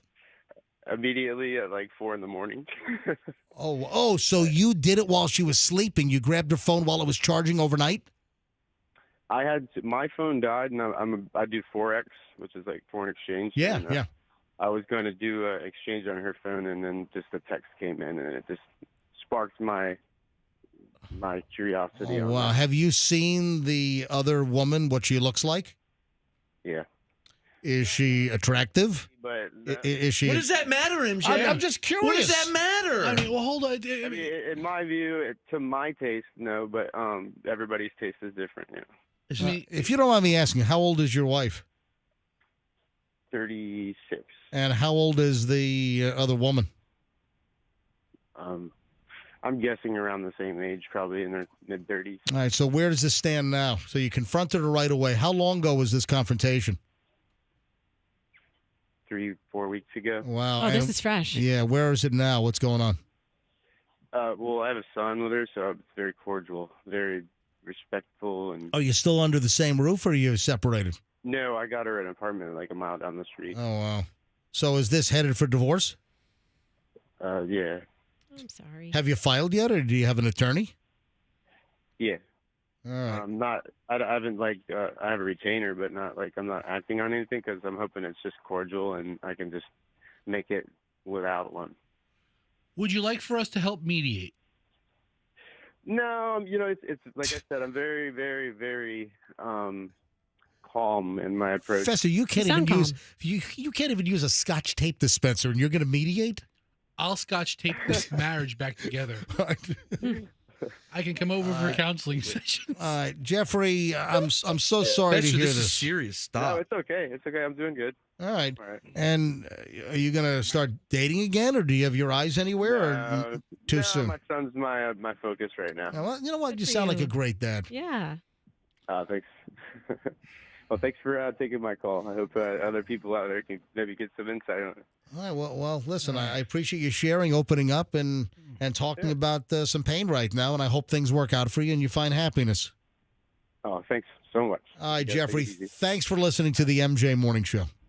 Thank you. All right. Blow up your family over most guys' fantasy. Look at Whatever.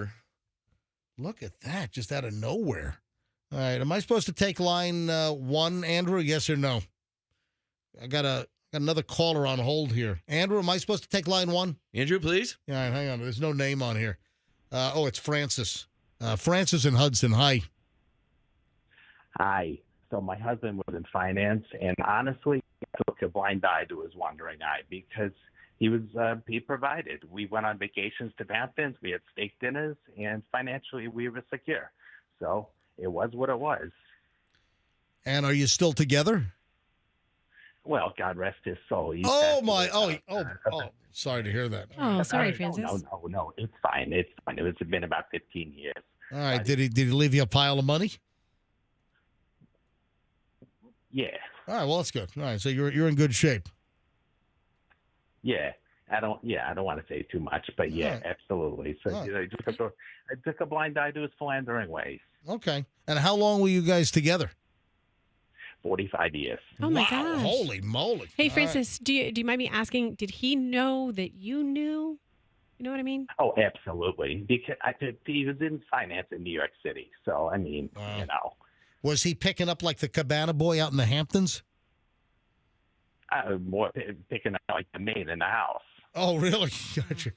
All right, Francis, thanks for phoning in. Look at that. I mean, out of nowhere. Thanks for sharing. Yeah. I didn't expect to get calls, and we got a bunch of interesting calls on that. Wow. I would say, all right, another quiz. What is Swicy? Would you like me to spell that? Yes, I would actually. Swicy. SWICY. What is Swicy? It's all the rage, man. Swicy. What is it? Is it the flavor profile of sweet and spicy? Oh, look at Easy. that. Yeah. If it is food related, Fester will get the buzzer won't stop. It won't stop dinging. It won't stop dinging. It's stuck. It's stuck. It's a ding for Son every of a- pound. I'll take there it I'll is. take a big scoop of my hot sauce and put like 6 equal packets in it, and it's Swicy.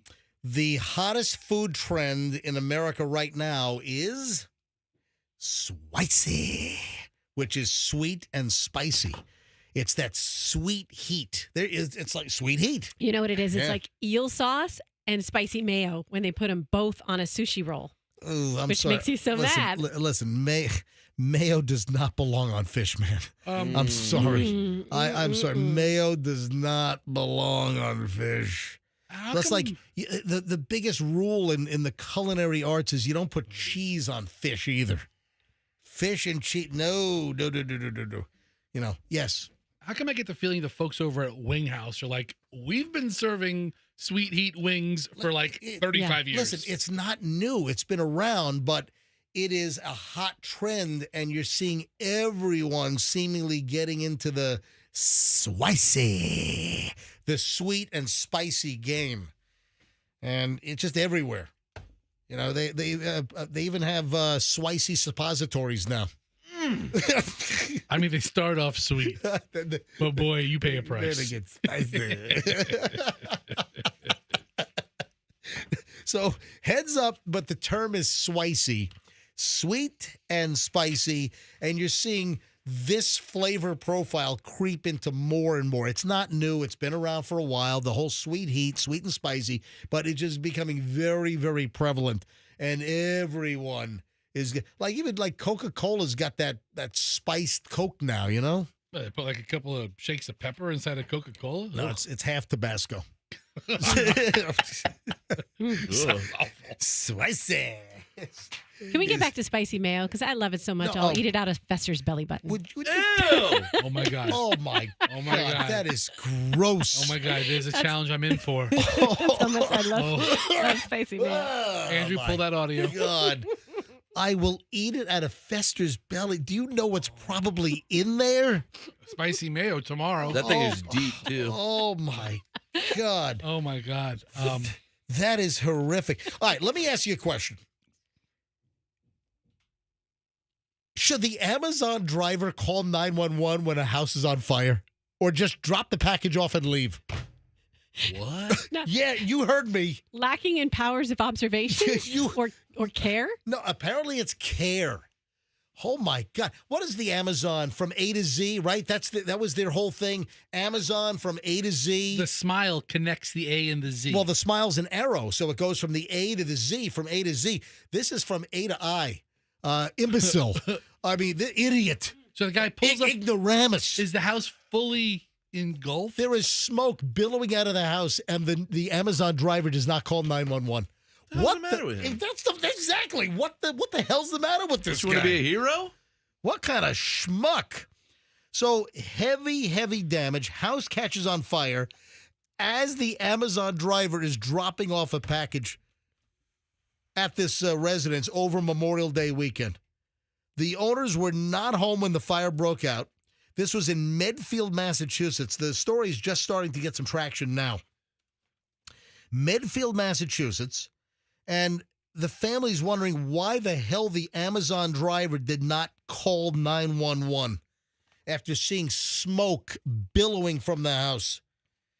Yeah, thank God my kids weren't home. My dogs weren't in the house. It could have been a lot worse, said Peter McArdle, who's been the homeowner for 13 years.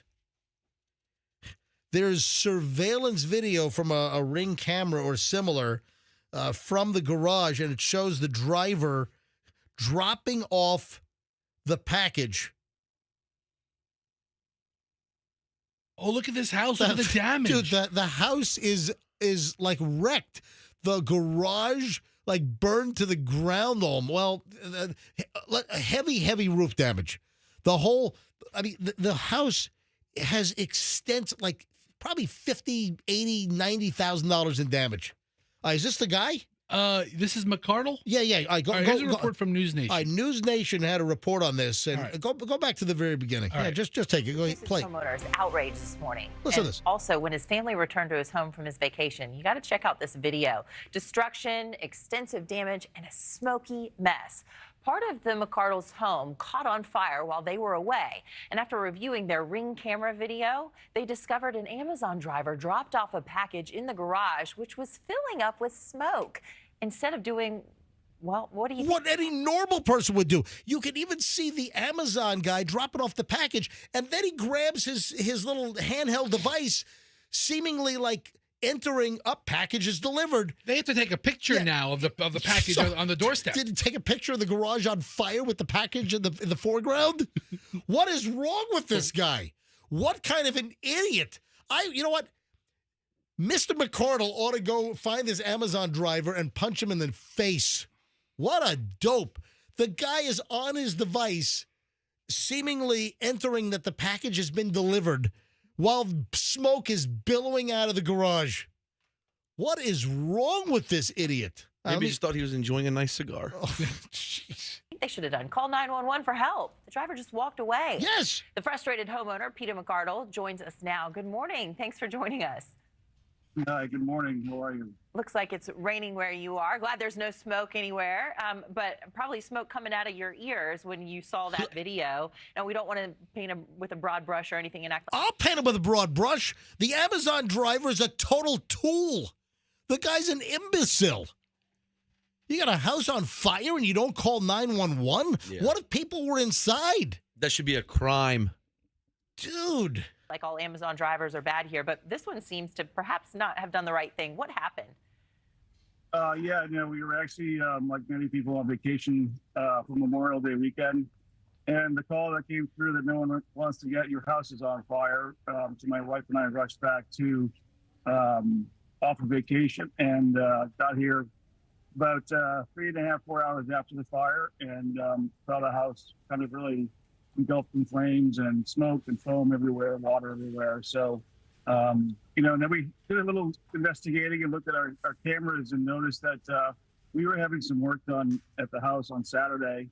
And unfortunately, the workers put some combustible materials and trash receptacle outside the garage. So there was a construction dumpster adjacent to the house, and that caught on fire. Then it caught the whole garage on fire, and the Amazon guys just dropping off a package. I mean, I'm sorry. What is Amazon? Amazon ought to pay for this guy's house repair. All right, what responsibility does the Amazon guy really have? I would like to. Really? I mean, honestly, he's just the Amazon guy. What? I mean, listen, he's not the best neighbor. He didn't do the right thing, but did he do something illegal? I don't think there's nothing. Probably not illegal. What if there's some kind of negligence charge? There has to be. Remember the awful ending to Seinfeld, where they didn't step in like the Good Samaritan deal. Remember the awful ending of Seinfeld? They were all arrested because they didn't help the guy. Remember that? Yeah. So Michael Richards is on Today's Show right now. Oh, look at that. Talking about the terrible ending of Seinfeld. Probably talking about the terrible ending of his career. Where he started, I can't believe he's on TV. He started using the N-word, remember? At a comedy act. Got a really bad set. Yeah, really bad. Hold on, let me bring up the audio on this. And you're performing and you want to meet your audience. And yeah. What do you want? I mean, you've written your book. You've covered the highs and lows, entrances and exits. There's a lot of ground to cover in this. Michael Richards. Kramer's on Today right now. People learn about you when the last page has been turned. Oh, that I'm human, No, you're not. You're Kramer. There's a good, bad, and an ugly, and coursing through all these things, striving to be a better person. The entrances and the exits, what I come into, what I come out of, what I go. Remember, he blew himself up. He was at some comedy club. He was doing a comedy act, and he just went off on someone in the audience and didn't he use the N-word and everything? Yes, and a bunch. Like a bunch of times. It just torpedoed his career. And he's back. Yeah, I guess he's back on the Today Show. Anyway, this is the dumbest thing, an Amazon driver that does not call 911 when a house is on fire. So, are you ready for the feel-good story of the day? I want to point something out. Fester sent this to me, and Fester does not really have a soft side, but I don't know. Maybe something hit Fester. Fester Are you on the road to recovery? My whole middle section is soft. What are you kidding? People say Fester is a large rude man. Fester, what item did you send me last night that you said, oh, this is a really sweet story? I forget the school, but, it's graduation season. Yep. And the student, who I guess has always been wheelchair bound, gets up and walks across the stage. Yeah. Wow. Yep. This is a student at River Ridge High School in Pasco, and he got out of his wheelchair to walk across the graduation stage. I saw a video, and he was kind of flanked by some assistants. Gavin Lambert walked across the stage yesterday morning at the USF Yingling Center where they were holding the graduation and got his diploma getting out of the wheelchair. Got a standing O from the entire crowd inside the USF Dome, Yingling Center. Good for him. Yep. I love moments like that. And he's helped by two individuals as he's walking across the green carpet to grab his high school diploma. Isn't that what is? I mean, this even touched Fester. Fester is a heart of bowling ball. All right, let's get it straight. It has 3 holes in it. You got to get that checked out. That's natural. It's normal. Listen, MJ, it's a touching story. The kid, has been through a lot, and for him to put that, and think about the amount of effort and work he had to put into being able to cross the stage in this capacity. So good for him. Yeah, Gavin has Friedreich's ataxia. And Friedreich's ataxia is a neuromuscular disease, and it affects speech. It affects your motor skills. And he kind of walked across the stage. So, I mean, for this to touch Fester, Fester. I mean, Fester is like the most hardened criminal. Hardened criminal? The hell? But that's his mindset. I would have made a good criminal. You definitely would have. All right, you're making me regress on how I feel about this story. I feel good about it. Congratulations to this young man graduating high school, walking across the stage. It's a big accomplishment. I know his family's proud, but don't make me sound like I'm super softy now. I don't know what it is. 2 soft drink stories 2 days in a row. Yesterday, we had the Dr. Pepper story, how Dr. Pepper is pulled even with Pepsi to be number 2 beverage in the United States behind Coke. And now we have another beverage story. Anybody? I've seen the commercials. I haven't tried the beverage, but I've seen the commercials. I think they even ran a spot during the Super Bowl, Poppy, Poppi. So there is a Poppy problem. There is a Poppy lawsuit. We'll get to that coming up in just a moment. Is that the one with like extra stuff in it? Yeah, hang up. That's it. Poppy, Poppi. Okay. And I haven't tried it. I mean, the cans are very nice and colorful looking. Oh, but yeah. There's a Poppy problem. Also, there is a jury tampering story. Big case, and a juror is approached. You're not going to believe this is insane. This is an absolutely crazy story. Oh, and as the summer travel season ignites, got the list of the airlines that are going to lose your luggage. Oh, great. All right, so we got a lot of stuff next. Don't move. We are back in mere minutes here on the MJ Morning Show on Q105. If you...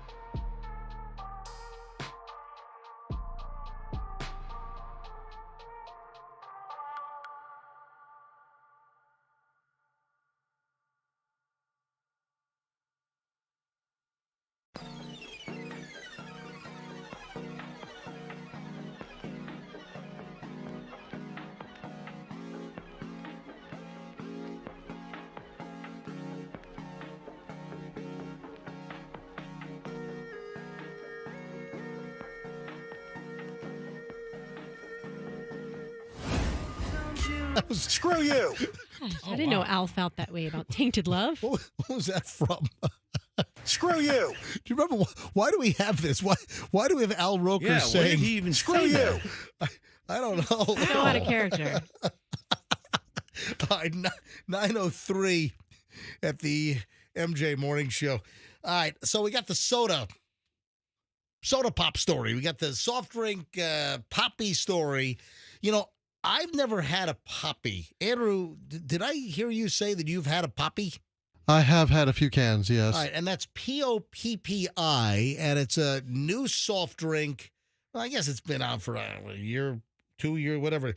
But they started marketing it heavily, and there was even a poppy soda commercial during the Super Bowl to the tune of, what did that cost, like $6 million or something? A lot of cans of soda that nobody ever heard of before.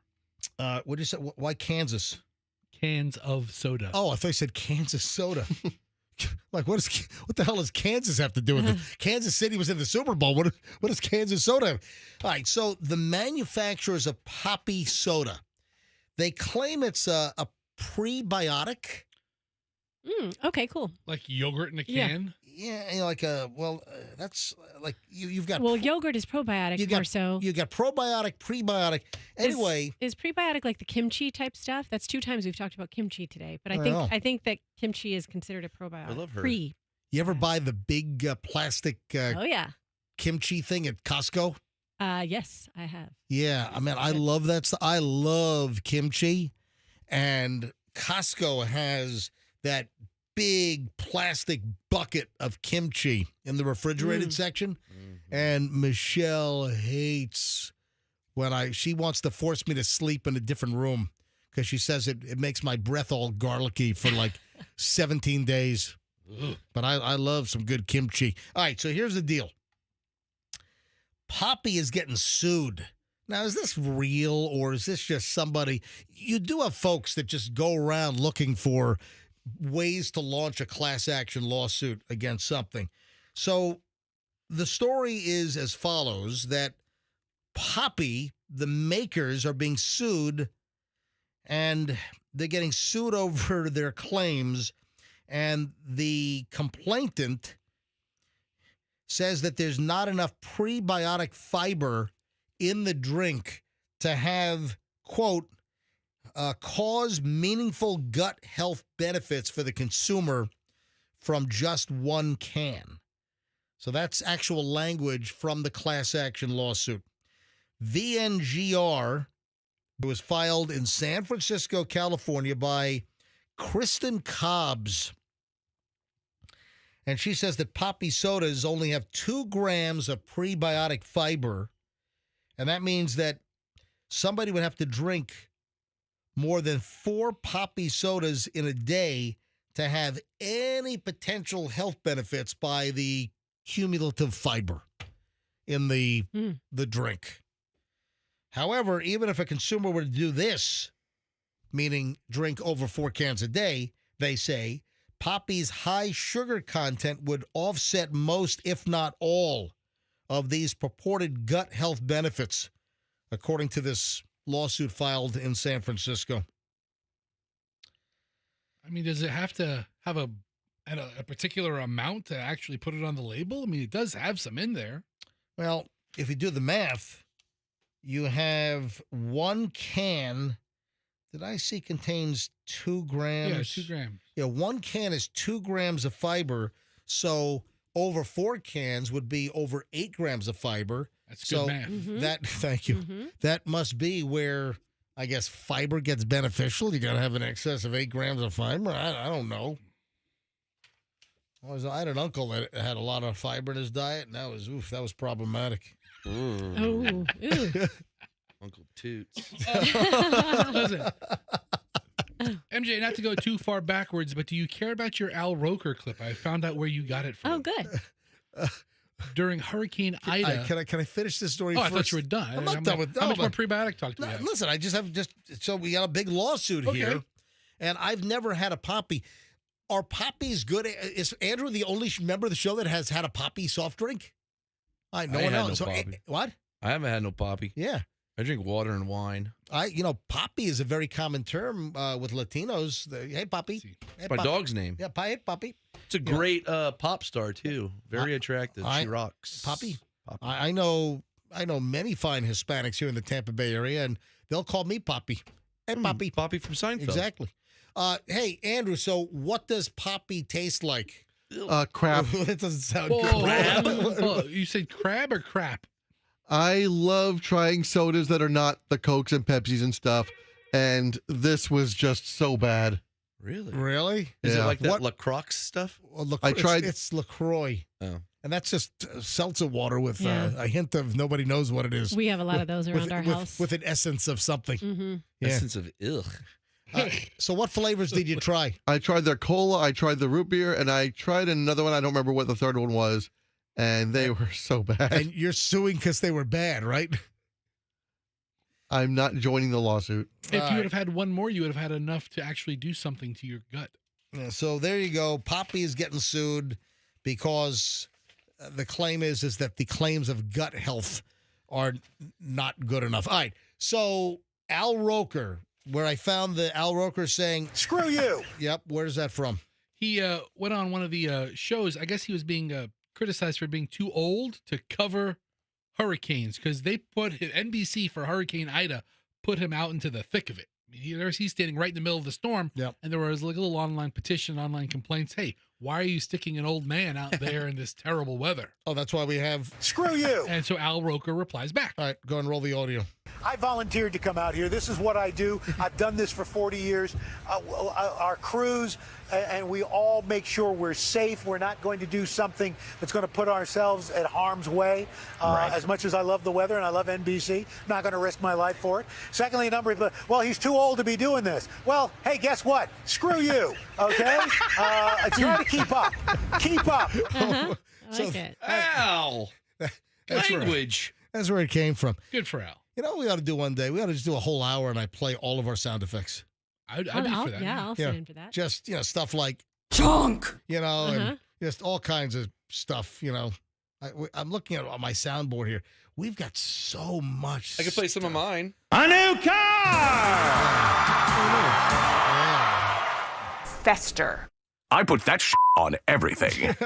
Well, You yo-ho. That's the best one. We got so many sound effects. Allow it to fester. Oh my Jesus! What? It's a matter of time. She's not lonely. What happened? I apologize. Wendy. So many of them. We have so many sound effects. All right, 9/11 at the MJ Morning Show. This is insanity defined. There is a huge, massive $250 million fraud case going on in Minneapolis. A juror was approached. $120,000 dropped off at the juror's house at the front door with a note telling her to acquit. There'll be more. Ooh. Oh, my. That's a threat. God. A juror in Minneapolis involved in this trial, $250 million in fraud stolen during the pandemic in the form of aid, that she had a sack with 120 grand in cash dropped off at her front door, and the note said, hey, there's more where this came from if you vote to acquit in the fraud case. My God. Some mafia stuff. Dude, this is unfreaking believable. So how are we even hearing about this? Was she whacked? Because, no. Good point. She called the cops. Who knows? Are you being tested? I mean, what's going on here? So the bribe was brought to her home on Sunday night. And this was just hours before the jury was due back on Monday, the next day, for the final closing arguments in the trial. Juror 52, 23 years old, was not home when the bag of money was dropped off, but immediately called the cops after family at the house who was home said, yes, this bag of cash just showed up with a note saying there's more where this came from if you vote to acquit. This is like something out of some crazy freaking movie or some kind of Netflix series. It's like how John Gotti got off so many times. Yeah. Threatening jurors. Can you believe this is unbelievable, this story? Yeah, vote to acquit in this case before the United States District Court in Minneapolis. This is completely beyond the pale, said the Assistant U.S. Attorney Joseph Thompson in court on Monday. This is outrageous behavior. This is stuff that happens in mob movies. Damn right. But Donnie Brasco. Were any other jurors also targeted? I mean, they've got to investigate everything now. Is there a juror that took the money, is not saying a word? Or was this woman, the 23-year-old juror, the only one that was approached? I mean, you can't make this crap up. I mean, actually, you can, but it's in a movie. So what, do they have to start the trial over again? No, all 7 defendants in the case were arrested and taken back into custody following the bribe attempt. So, I mean, this story is crazy. The juror has been dismissed. So, of course, in a trial, you have all the jurors, then you have a series of alternates. So this juror was dismissed from the case after this attempted bribe. This is a case about members of a Minneapolis nonprofit called Feeding Our Future. They stole over $40 million intended to feed children during the pandemic. Juror 52, this 23-year-old, she was home, or her father-in-law was home when the money was dropped off. She was out. The woman was identified as being Somalian, because up in Minneapolis, St. Paul, especially St. Paul, it's a large Somalian population. Largest Somali population, I believe, in America is in the Twin Cities area, mostly St. Paul. Are they big fans of KDWB? 101.3? Hey, listen, Dave Ryan's show, he's a talented guy. Yeah, he's all right. I got a lot of respect for Dave Ryan up at KDWB. He's only been there for 48 years. Good guy. Storied broadcast history. Just like you. Yeah, just like me. Oh, man. Did they look for the juror that they thought would need it the most, or that they probably, because they should have come to my house. Yeah, the bag contained rolls of 20s, 50s, and $100 bills. According to sign me up. 120 grand. Oh my God! Wow. The 7 defendants are on trial. They're just first to 70 people to be tried. The whole scheme cost U.S. taxpayers $250 million. This whole scheme to defraud. And then a big old money bag shows up in your front. I mean, this is the stuff of a movie. It is. I got to say, $250 million case, 120 large seems a little light. Dude, 120 grand is pretty significant, yes, dude. It's a lot of money, but you want me to get you off a $250 million charge? About 50 mil, maybe? Wow. Yeah. As we head out, ladies and gentlemen, for summer vacations, would you like to know the latest list of airlines that they're going to lose your luggage? Here we go. All right, none of this is guaranteed, so don't complain if it doesn't happen. Well, I thought this was a guarantee that they would lose my luggage. I want my luggage lost. I was really hoping you would lose it. Come on. All right. So there's a baggage shipping site called My Baggage. They went over all the data through the U.S. Department of Transportation data, and we have all of the lost luggage, including wheelchairs and mobility scooters. You imagine the airline loses your wheelchair? That sucks. And you get to your destination and you can't do anything. Exactly. And then you're saddled with like a crappy airport wheelchair.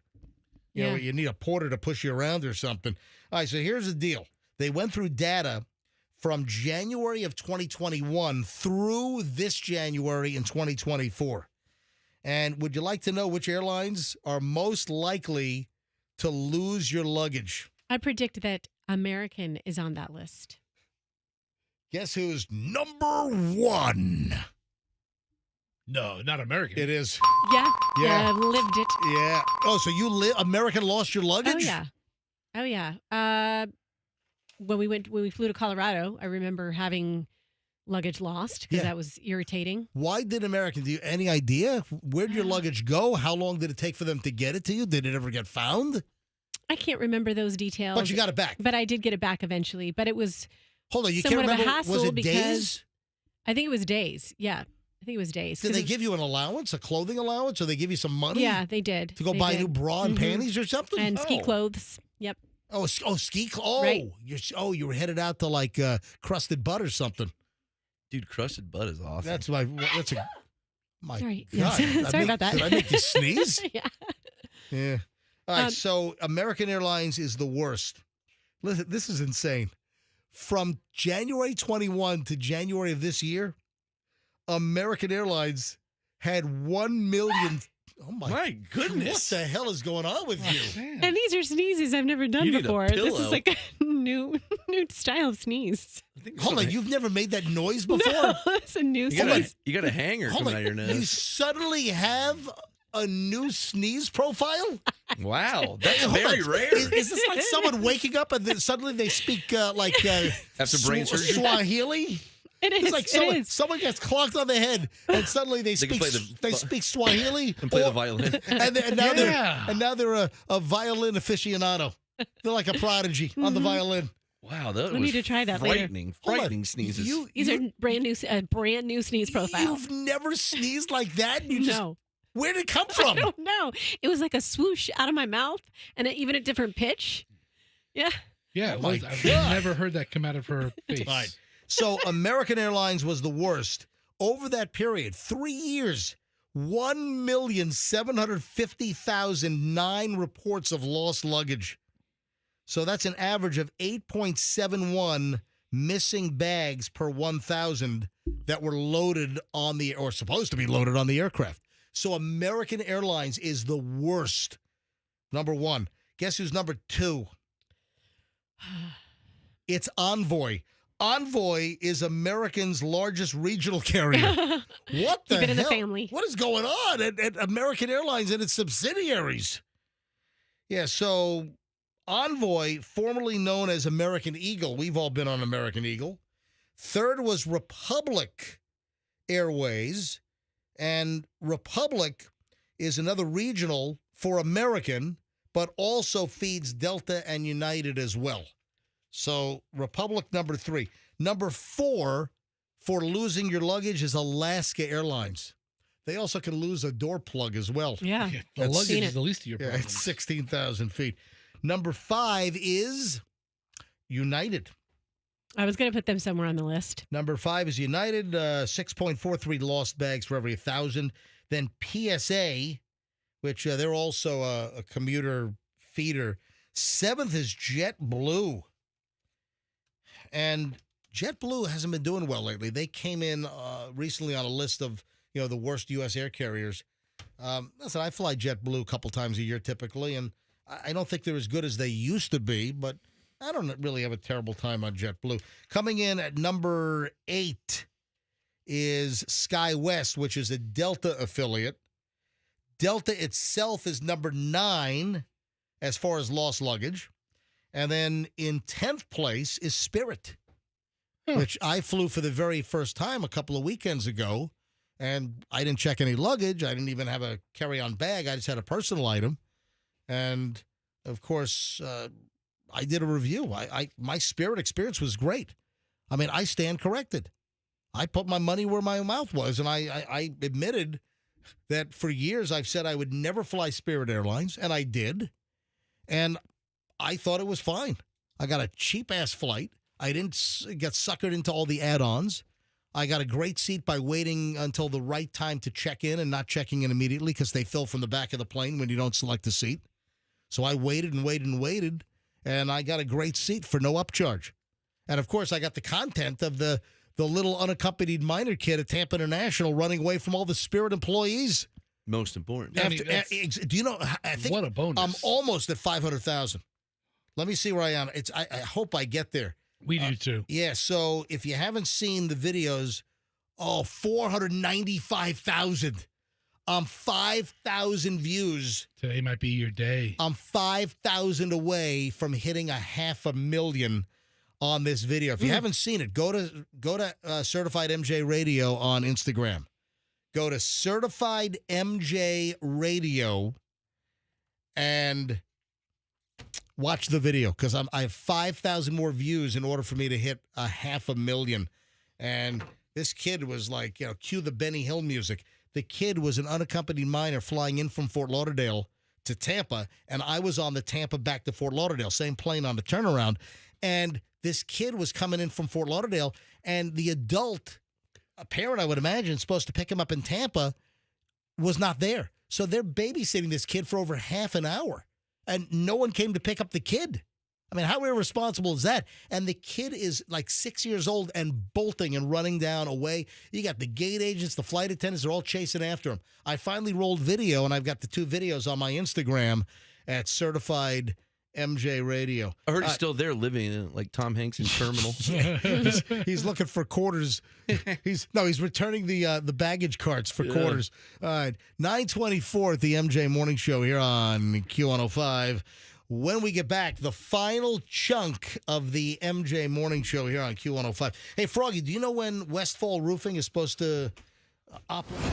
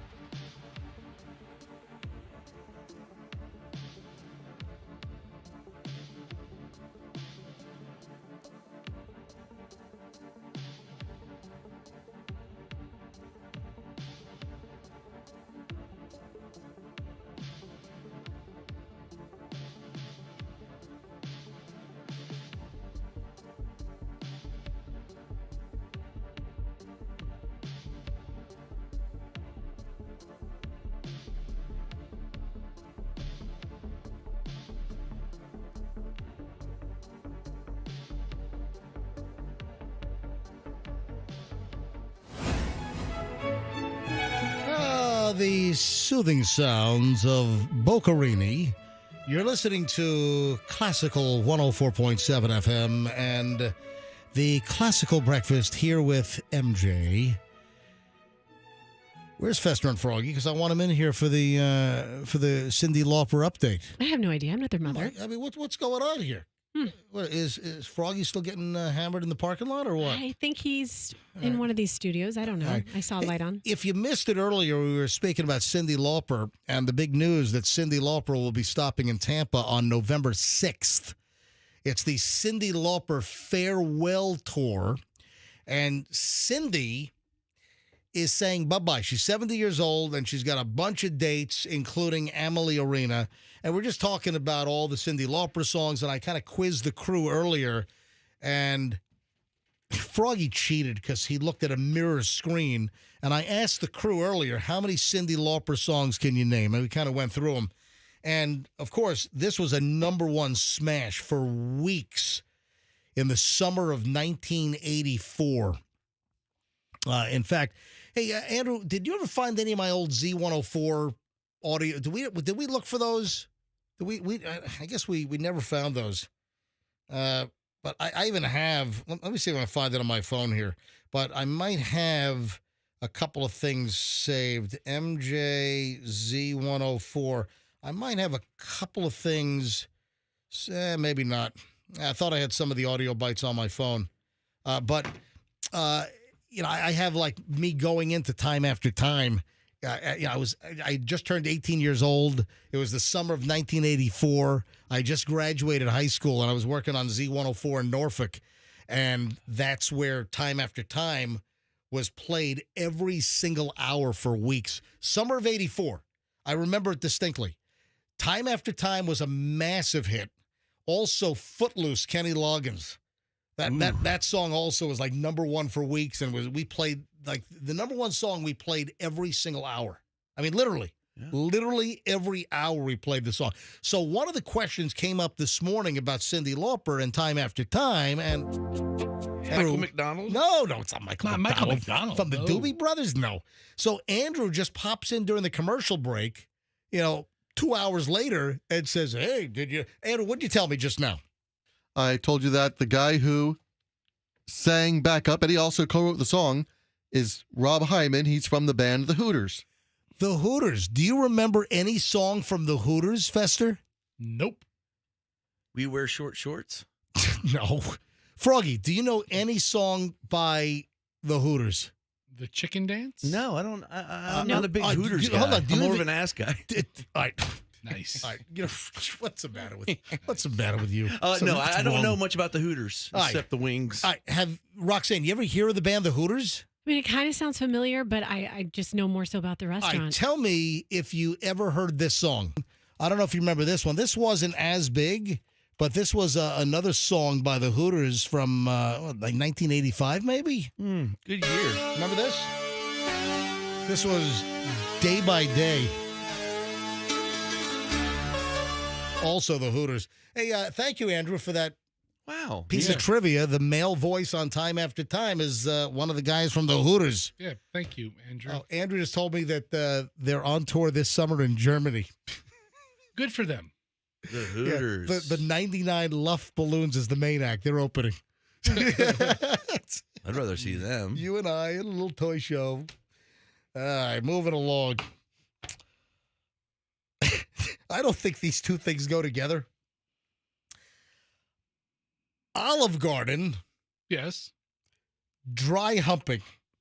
I think that goes together. Dude, I'll dry hump an Olive Garden. Listen. The breadsticks. I load you up with that soup salad and breadsticks, and it's on like Donkey Kong, man.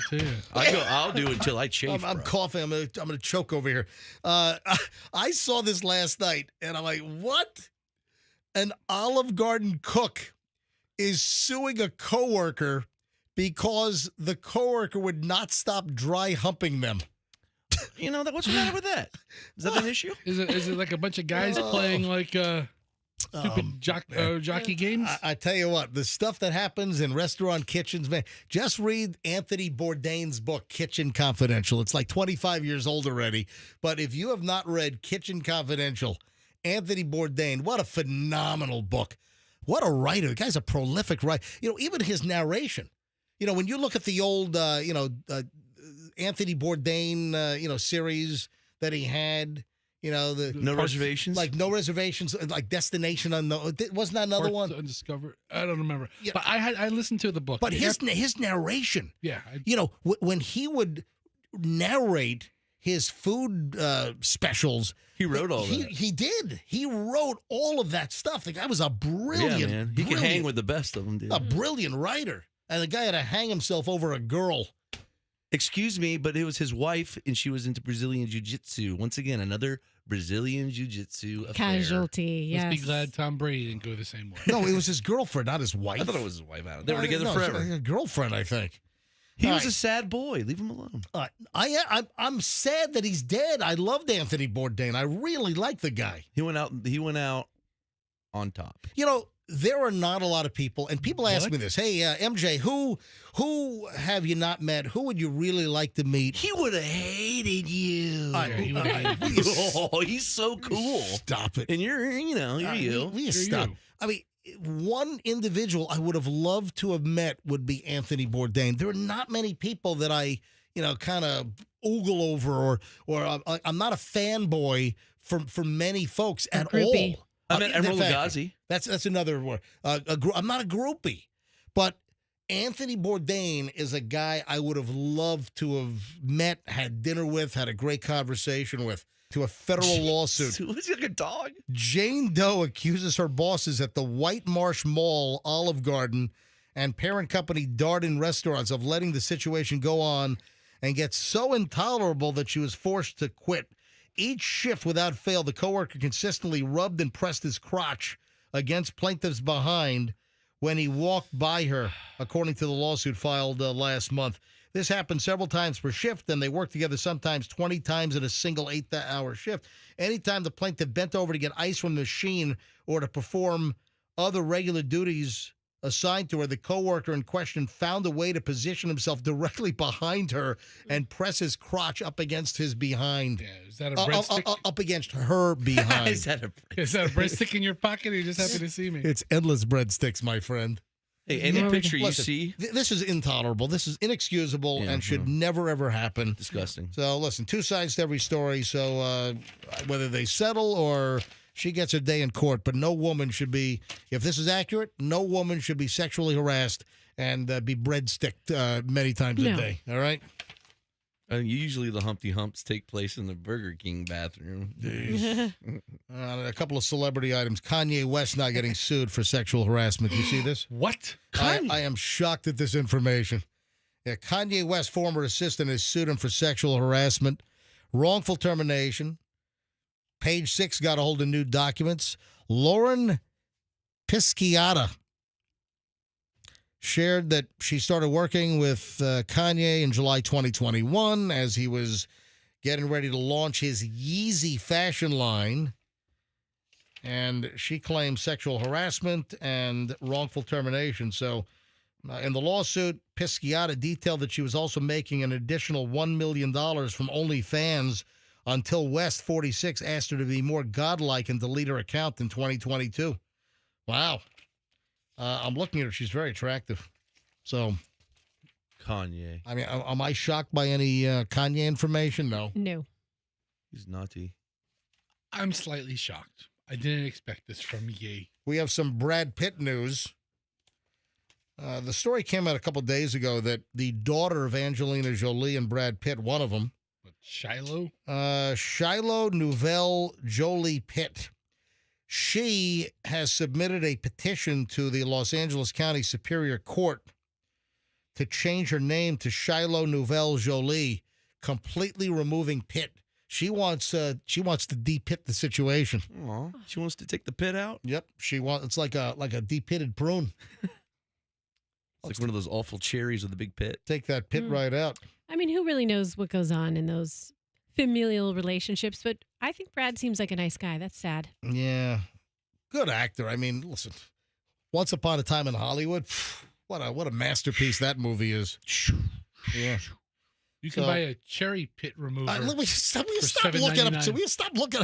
I got Fester looking for cherry pit removers on Amazon. Wasn't he in Tu Wong Fu? Come on, Brad Pitt. You know what? I hated that movie. Wasn't he the guy? I can't remember. I just know that I hated that movie. I loved it. Tu Wong Fu, whatever. So Angelina Jolie and Brad Pitt's kid wants to dump the pit, and Brad Pitt is aware and upset. What a brat that kid is. Come on, stay loyal to your dad. Reports are that it pains Brad Pitt that Shiloh wants to dump. He's quoted as saying it's the pits. His name. Really? Shiloh was such a cute baby. And now look my at him. He gosh. is ugly as hell. Kim Kardashian is getting hammered by Tiger King's Joe Exotic because Kim Kardashian has ignored his pleas for help. Wait a minute. Help me, Cam. What the heck? Yeah, Joe Exotic wants to know if he's too white for Kim Kardashian's help. Well, that's not going to happen. That's what he said in trying to get out of prison. And is like ranting against her. Okay, Joe. What does Joe Exotic think that Kim Kardashian is going to do to get him out of federal prison? Well, she's made some moves before to get people out of and he's prison. in jail he's in prison for a murder for hire rap, right? With what's her face? Carol Baskin? Yeah, Carol Baskin. All right, speaking exclusively to the Daily Mail from Santa Rosa County Jail here in Florida, Joe Exotic went on a tirade against Kim, 43, for failing to answer his pleas for help in securing his freedom, insisting that he does not need the businesswoman's money, but rather her voice. What the? But then he prays on Cardi B for her support? This guy's delusional, Joe Exotic. He's taking all the shots he can, man. You know what? He's Delulu. Let's get him on the show. I love him. Roxanne, do me a favor. Make contact with the Santa Rosa County Jail. Okay. Or whatever. Is that a federal? That's a federal lockup. It's not state, right? Is that a federal? No, it said no. He's currently in the Santa Rosa County Jail. All right, get a message. Seriously, Roxanne. Roxanne's booking interviews. Let's get Joe Exotic on the show. Yes. All right. Is he doing radio interviews? Okay. He does it from the jail every 10 minutes. A guy's going to come on. He's done like TV hits. He'll talk to anybody. Oh, he will. Trust me. Joe Exotic could not get on the phone fast enough to talk to us on the air. What's his real name? Exotic. It's Joe Exotic. No, That's it's like Maldonado. It's like Maldonado or Molda something or other. It's Joe Fancy. Yeah, whatever it is. All right, so it's Joseph Maldonado. How the hell did I know that? Yeah, Fester's brought it up. I know that's pretty creepy. All right, I think that's about it. Anything else before we get out of here? I think. We didn't get to a couple things today that I was looking forward to. Yeah, like what? Oh, no, we did get to that. Never mind. I've got a good Tom Hanks, Henry Winkler story for you tomorrow. Yeah, you know what? I have that right here. They get in a fist fight? Yeah, I kind of passed over that one. Yeah, I found it interesting because whose side are you on? I have a side I took. Whatever Of course, right? The story is, I saw this last night. Henry Winkler explains how his 30-year feud with Tom Hanks began. I had no idea that Henry Winkler, the Fonz, was in a 30-year feud with Tom Hanks. You know, I just think that what they're fighting about, I think it shows Tom Hanks' pettiness. Tom Hanks isn't really that good of an actor. Let's be honest. No, he's pretty good. Neither is Henry Winkler. We got to roll, folks. Have a great day. You need to get a hold of me. I'm MJ at MJMorningshow.com. Private email, MJ at MJMorningshow.com. My Instagram is Certified MJ Radio. Give me a follow. Roxanne Wilder on Instagram. Fester Sucks on Instagram. Froggy MJ Radio on Instagram. Folks, have a great day. We'll see you tomorrow. And let's be careful out there.